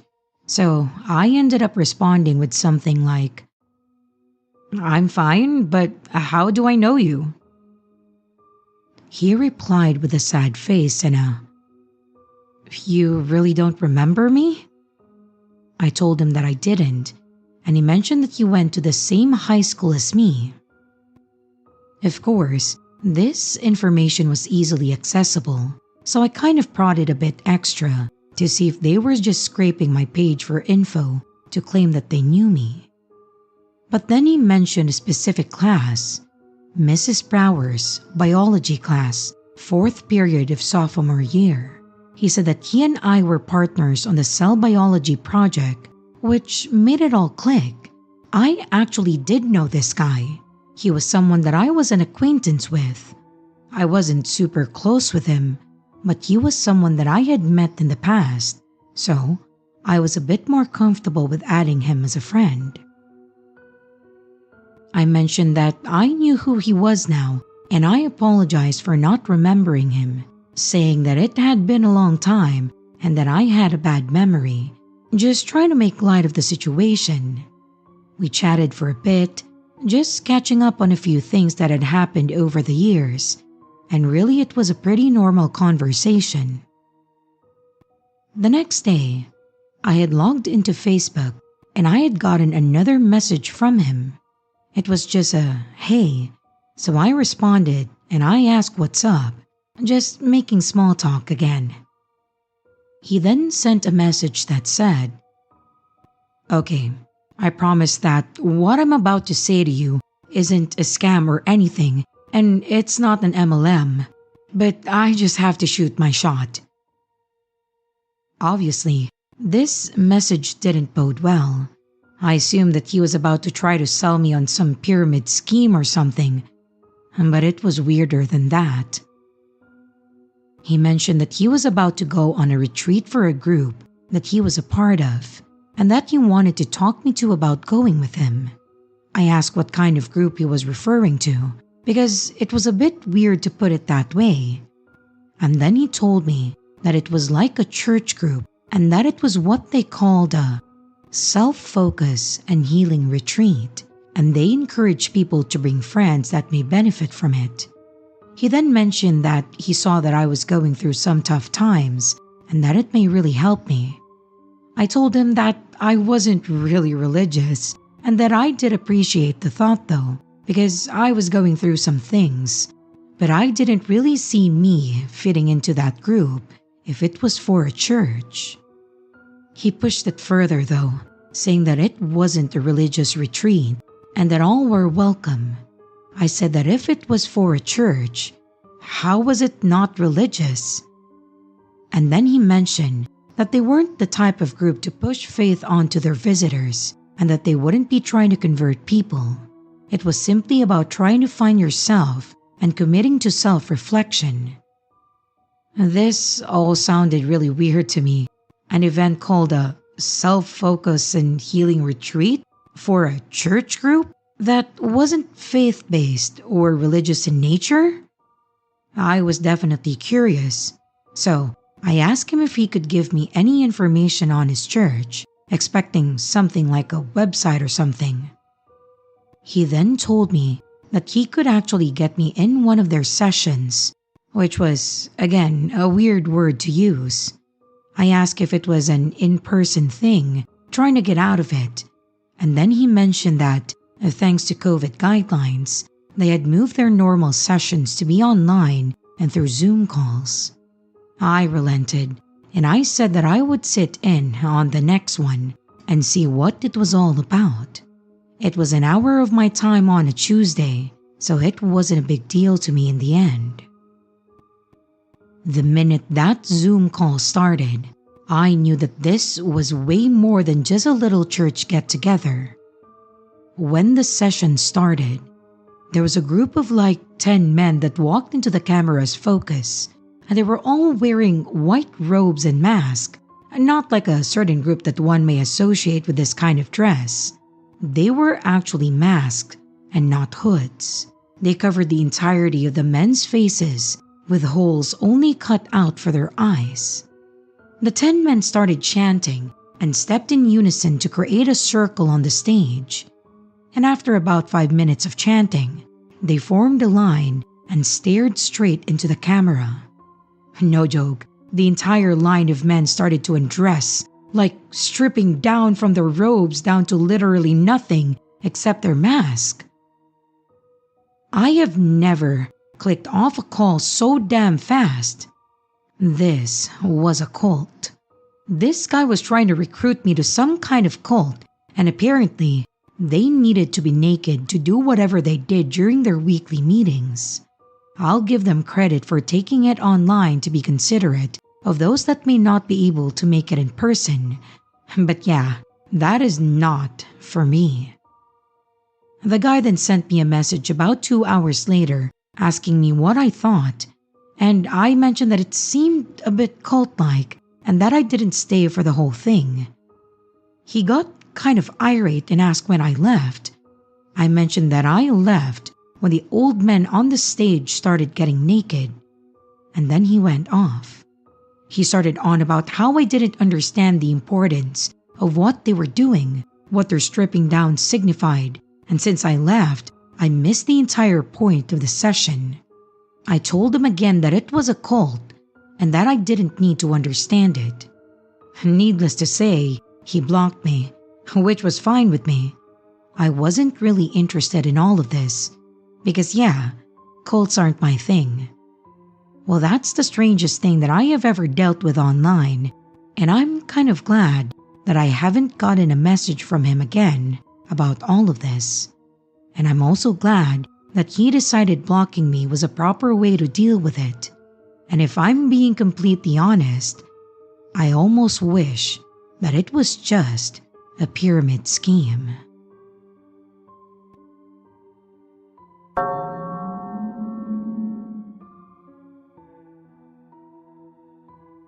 "9 years ago, I had met a person that to this day, I still wish I never did.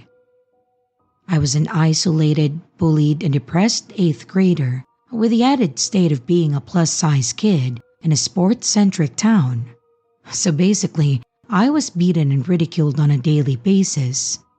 I couldn't make any friends with my new classmates.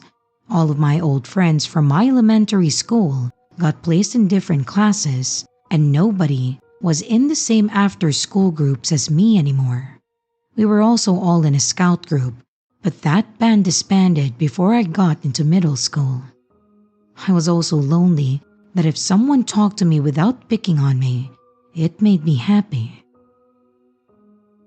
I had a Google Plus account, the only social media that I could access at school, that I kept hidden from my parents, that I would also use to check out my favorite fandoms and hopefully use to make some new friends. One day, I was on Google Plus in the computer lab, and I had commented under a piece of fan art of a character that I liked. The person who made the post had replied to me not even a minute later. I remember getting very excited seeing that notification. My heart was swelling up in excitement. The two of us spent the next 10 minutes of my class talking to each other in the comment section. We ended up replying so much that we flooded a good portion of the comments with our talk. And after that, I had to change classes. I logged back in one of the Chromebooks that we had stored in the back of the class and saw that she actually messaged me. Her name was Haley. At least, she told me that was her name. But years later, I'm not as sure that it was actually her name. In the message that I got, Haley told me that she was 2 years older than me and that we had a lot of things in common. I spent the rest of the school day on my phone, not giving a damn to any of my classes. We talked for the next week in our DMs until she suggested that we message each other in a private chat room. And later that day, we made a private chat on an online messaging site, and in our first conversation, we at first talked on messages. Then Haley asked if we could also do a voice call. I told her that I wasn't sure, but she told me that it was only to better hold a conversation with me. And eventually, after she asked me multiple times, I just gave in. After an hour of us talking, she then suggested we video chat. I agreed, both to make sure that she was actually my age, but also to put a name to a face. Haley turned on her camera, and she did look in the same age range as me. I don't know why, but the fact haunts me more than anything else. The fact that she looked so close to my age, plus that she easily smiled and spoke so friendly to me, made me feel that I had nothing to be afraid of. So that led me to quickly believe that I could trust her. We ended up talking for hours after, with me practically on cloud 9 the entire time. In the beginning of our little friendship, things were going all right, We told each other about our schools, what we liked, and gushing over our favorite series. We talked almost every day and stayed up late talking nearly all night.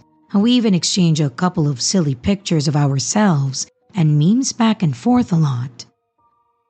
After we had been talking for 6 months, Haley asked me if I would like to meet her friends. At first, I was ecstatic, and the thought of having more friends made me so excited that I didn't think twice before saying yes. Haley then invites me in, and I got to meet her other friends. I had a completely different feeling about these people compared to what I felt with Haley. Something made me feel unsafe in that chat room, even though they all seemed nice, and that Haley reassured me that I could trust them.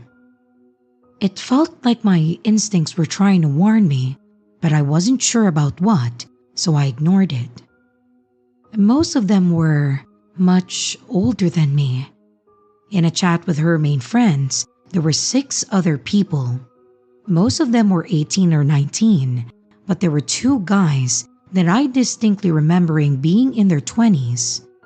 I asked how they all met, and they all told me that they all met either on other social media sites or from real life, but wouldn't answer any more of my questions. I was a bit naive, so all of the red flags that were popping up went completely over my head. From constant loud talking to frequently overlapping each other, the calls I were on with them were pure chaos. The messages were even worse because they would frequently drop cuss words and topics that should not be brought up with someone who is still a minor. I tried building genuine connections with them, but they all acted dismissive to me and acted like I was annoying whenever I tried to talk in a conversation. Needless to say, I did not like them very much. But Haley, on the other hand, was all about them. She would pull up exact same habits, jokes, dirty words, and all of that with the others. They could say something super problematic, but she would be laughing right along with them. I was shocked by this version of Haley because she never acted like this with me when it was just the 2 of us. We still talked a bunch, but slowly, she was talking to her other friends more than she was with me. At first, I thought it was fine, but the more she ignored my messages or didn't pick up my calls, the more that I got bothered. When I called to confront Haley about blowing me off, she went ballistic on me, saying that I was being selfish and that I didn't want her to talk to her other friends because I was jealous. I explained that that wasn't true, but she wouldn't listen and then hung up on me. Haley then ghosted me for almost a month, leaving me worried and upset over what happened. When she started talking to me again, I was so emotionally distraught and I was crying on our first call and apologizing for what I said the last time that we talked. She told me that it was fine, that she just needed some time alone and that she would talk to me a bit more. And indeed, she did, although not what I thought she would. Haley began to tell me that she had depression and that was the reason that she wouldn't talk to me for a month. I didn't judge her about it and said whatever she needed to talk about that she could come to me. This led to her trauma dumping on me nearly every day, talking about how shitty her home life was and how bad her relationship was with her mom and how much she hated herself. And I was there to offer an ear and some kind words whenever Haley called or messaged me about it. This quickly became part of our routine. Almost daily, in the middle of us having any kind of conversation, she would begin complaining about anything happening during her day. If not that, it would be about how ugly she thought she was, or how much her life sucked, and how she wanted to end things. The last one freaked me out the most. I was worried about her because we lived in different states, and I couldn't help her in person. Every time she would become self-deprecating, I would say otherwise, giving her compliments and word of affirmation, for so long that my throat ached and felt raw. And then, just as fast as she would bring it up, she dropped that conversation and we talked like we were before. Haley also began calling for long periods of time and messaging me late into the night. Phone calls would stretch for hours at a time and her texts would come in until 3 or 4 in the morning. The thing was, it was mainly her talking now. Every phone call, she would take over the conversation. If I didn't message her back quickly enough, she would spam multiple texts back to back, faster than I can even read them. I would try to end them myself, but every time I would try, Haley would chastise me for wanting to leave our conversation when not long ago, I wanted to have her attention. As she basically guilt-tripped me back into talking to her, and it worked. Even if I had lost interest in our talks or didn't want her to message me during class, I would still let her talk and reply. At least I still had her attention and she still wanted to talk to me. This all went on in a cycle for 2 years and it left me feeling more anxious and exhausted than anything else ever did. It felt like we had nothing in common anymore, and she either ghosted me for a week or spends the entire weekend texting me nonstop. The topics of her self-worth have also gotten worse. They escalated to her messaging me goodbye or I can't live like this anymore, without responding to any of my following messages or calls. Alongside of that, she would send me pictures of her marking herself, telling me about how it felt to do it. The sight of those messages would send me into panic attacks, and every time that I would panic and message her after, I would be sent into tears. And not only that, the group chat with her other friends got worse.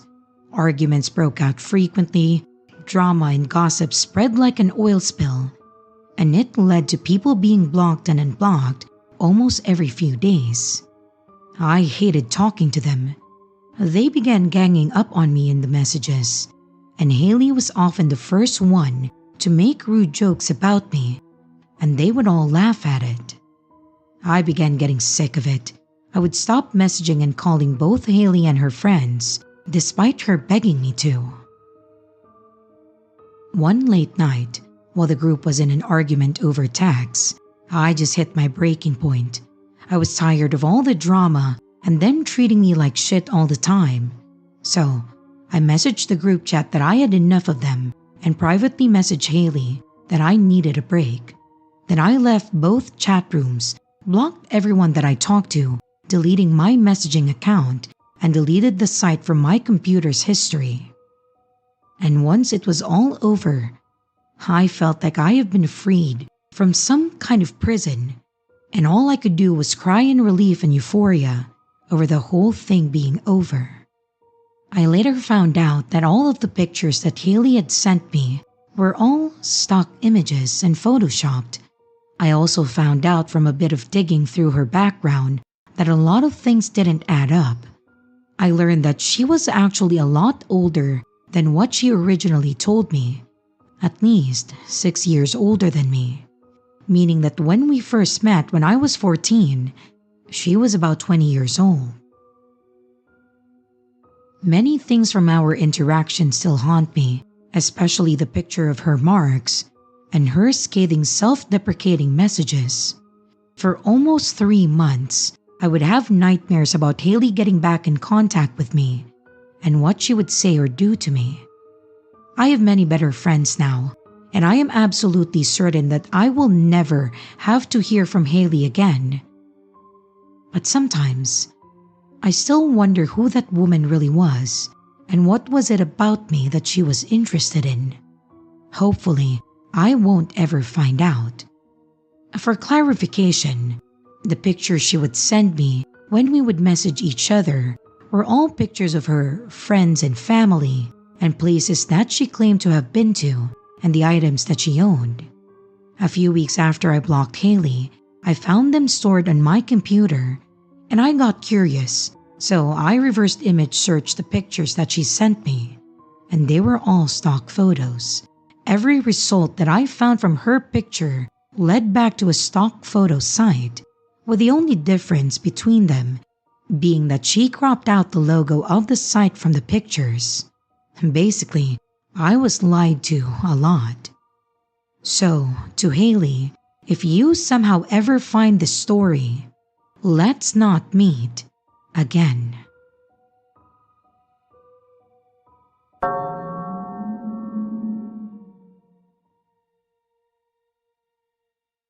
I, a 24-year-old female, wouldn't exactly call myself a gamer per se, but I do enjoy hanging out and playing with my friends after work.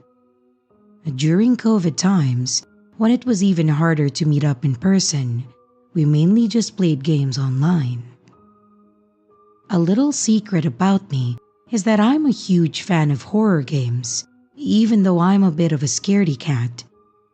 So when a horror game called Phasmophobia came out, me and my friends all started playing it weekly. In the game, you need to have a microphone in order to properly play it. So, even though we were all in a Discord voice chat, we also could hear each other in the game's voice proximity function, which means that if our player characters were near each other, we could hear them. One day, after a particularly long and frustrating day at work, I hopped into the Discord server voice chat and I waited for my friends to join. While two of my guy friends joined in, my best friend Angie couldn't make it. Her boyfriend, one of the two guys in the VC, told us that she would join in an hour or so because she wasn't home yet. They lived together, so the heads up was noted, and we just decided to play a few games without her. While we were having fun, I teased the other guy friend about him dying.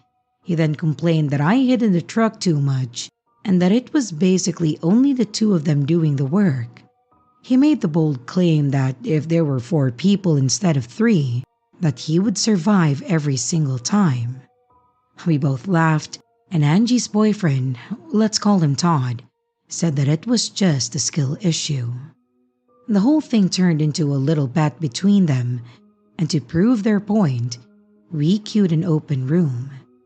An open room is a lobby where random people online can join.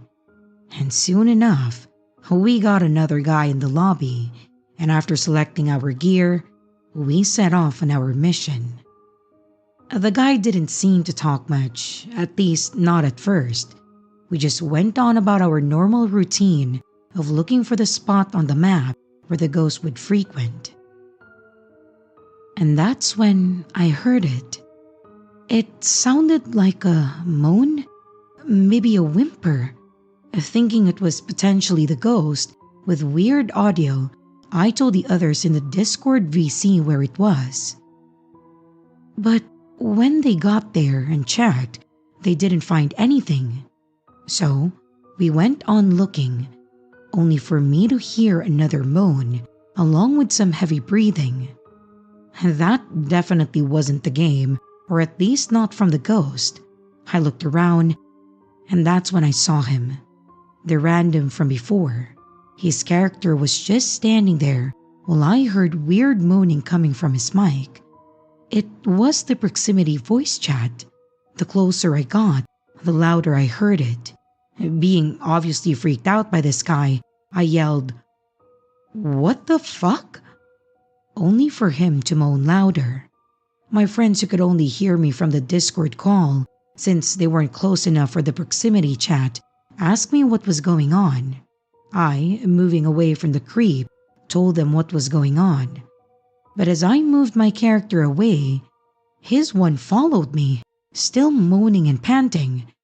My friends, equally weirded out, ended the mission, and it kicked us back to the lobby, where when it loaded in, was filled with the sounds of this guy's grunting. Todd, who was the room owner, kicked the guy almost instantly, but it was still nonetheless uncomfortable. After a minute or two of decompressing and venting about what happened to each other, I got a Steam notification, a friend request. Checking it, it said that I recently played with this person in Phasmophobia. Well, It was the fastest decline in block that I have ever done in my life. We didn't play much after that, even when Angie got there. We just filled her in on what happened. And when we played in the days following that, we made sure that we didn't play with strangers.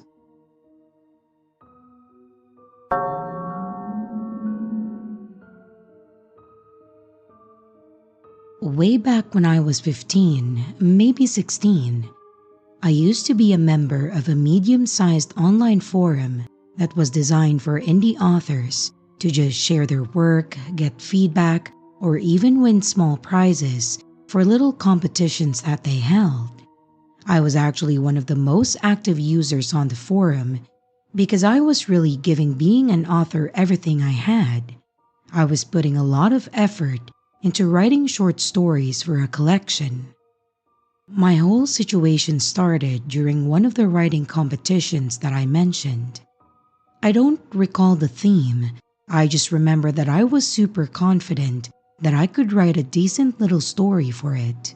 And much to my surprise, I actually won the competition. The prize was a $20 Target gift card, so it wasn't like it was some big contest for a major prize. But to me, it was an amazing feeling knowing that I had won this writing contest where dozens of people had entered. The day that I won, I received a private message from one of the head mods to the forum. At that time, I only knew him as White Oak.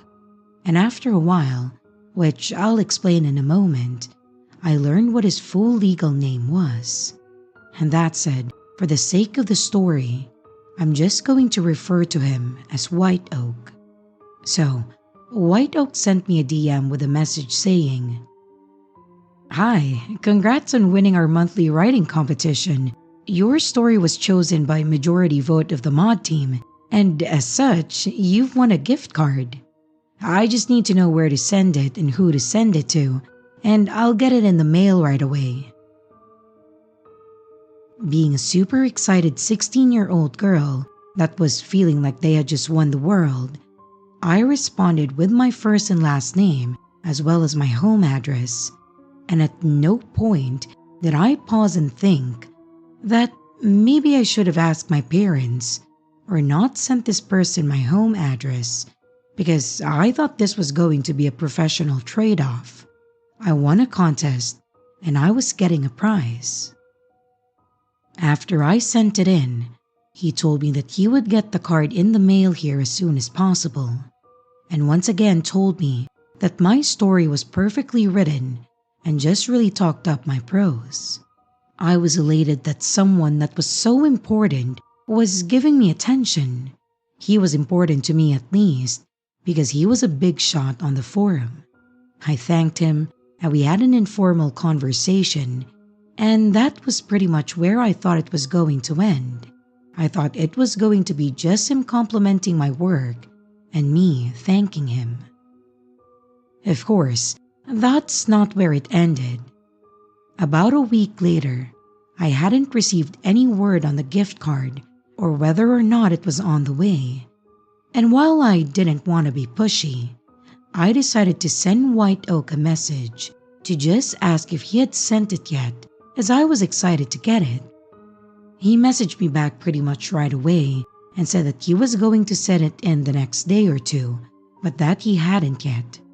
I just thanked him again, and I just mentioned that I was still excited about the whole thing. After a few minutes of not getting a message back, I thought that that was the end of the conversation again. But then, White Oak sent me a response saying, "You know, you're really beautiful." I was a bit confused. He had no way of knowing what I looked like. I messaged him asking where that came from, and he responded saying, "Oh, I looked you up and found your Facebook. I was looking at your pictures and I just wanted to tell you that you were beautiful." To say I was a bit shocked would be an understatement. I responded by saying, "Oh, I didn't expect you to look me up. And in his words, he couldn't help himself because of how sexy my name was, and he also said that he was very happy that I was just as sexy as my name. At this point, I knew that he was going to keep going with it, so I figured that I would shut him down and just tell him that I was only 16 and that he should probably move on. He then tells me that, again in his words, preferred girls my age because they were less likely to fight back. I was mortified by this comment. I didn't respond to this message, and I figured that I would move on instead and it would just go away. Unfortunately, on this forum, there was no method of blocking people or ignoring them, which was either a major designed oversight for the page or done maliciously based on what happened later. So, because of that, I had no way to stop him from messaging me, and he did keep messaging me. He would send me a message daily telling me how much he loved me. He would send me random messages asking me to send him naked pictures of myself. He would send me messages telling me all about the things that he was doing to himself while thinking of me and while he was creeping through my Facebook. After several days of putting up with this, I decided that I would move to take action against White Oak. I figured that I would contact the owner of the forum with a message and then tell him what his second-in-command was doing. This did not go as I expected, of course. I sent him a message with screenshots of the messages that White Oak had sent me, and I explained that I had given White Oak my information for the gift card that I won from the contest. I tried to give him as much information and explain the whole thing as best as I could, and the screenshots that I took were more than enough to really display what was happening. He did reply, but his response was that he would have a talk to him about it. He didn't say sorry, he didn't seem to really care, or that he was shocked at all. About 2 days later, he sent me another message that said, I spoke with White Oak about the situation, and he told me that it never happened, and I believe him, so please don't contact us about this again. I was livid. He was literally believing that White Oak had never sent me any of these messages, even though I literally had receipts. I messaged him back saying just that, asking, how could you believe White Oak over me when I had screenshots of the conversation? And then mentioned that I would be passing the information to the police since I was a minor. I thought for sure that he would see that he needed to take it seriously. But then, the next day when I went to see if he replied, my account was gone. Like, completely gone. I tried to log in, and it kept giving me an error saying that my account didn't exist. When I tried to do a forgot password, it said that my email didn't exist in the system. He had completely purged my account, probably as a way to cover for White Oak, as I now had no live access to my account. But I still had my screenshots, but a lot of good that would do for me if I could improve anything on the site. At this point, I decided to bring my mom and dad into the situation. I told them that I had won a writing contest and that I had given the site my information for the gift card. I told them about how the guy had found me on Facebook, and I gave them my screenshots and explained the whole thing. They were not happy, obviously, and they implemented several controls on my internet usage, which was fine.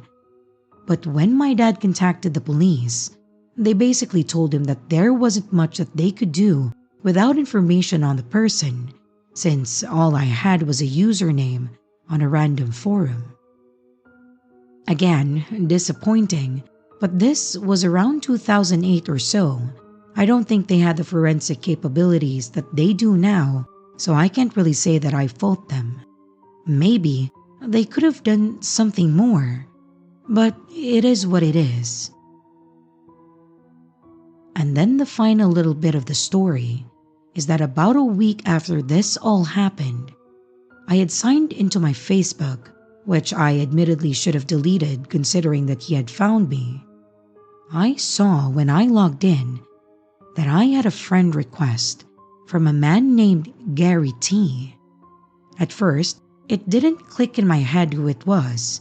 I accepted it, and as soon as I did, I got a message saying, "I'm so sorry we had to delete your account. I miss you so much, and I'm glad you accepted my request." I responded with some harsh words, and thankfully, Facebook does have a block option, and then I blocked him. I felt sick that he really had found my Facebook and that he thought that I would seriously just sit there and let him stay on my friends list. Thankfully, that was the last time that I ever heard from White Oak or Gary or whatever. The only reason I thought about submitting the story was that White Oak came up in a conversation with my sister. I had put it out of my mind after all these years, but she mentioned him for some reason during one of our conversations, and it led me to thinking about the whole thing again.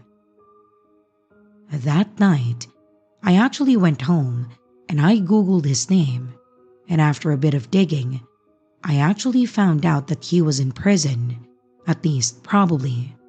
I found a story about him being arrested and charged for lewd behavior with a minor, as well as several accounts of soliciting minors.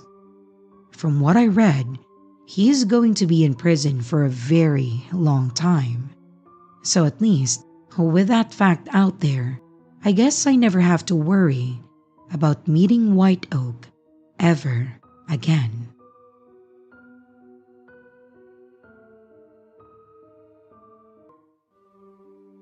Hey everyone, this is your creepy sister. Thank you so much for watching the video. I do hope you enjoyed it. Also, don't forget to leave a like and a comment. It really helps the channel out. A big shout out to both my channel members and Patreon members. Thank you so much for taking your support to the next level. You guys are great. And again, to everyone, stay scared because your fear feeds me.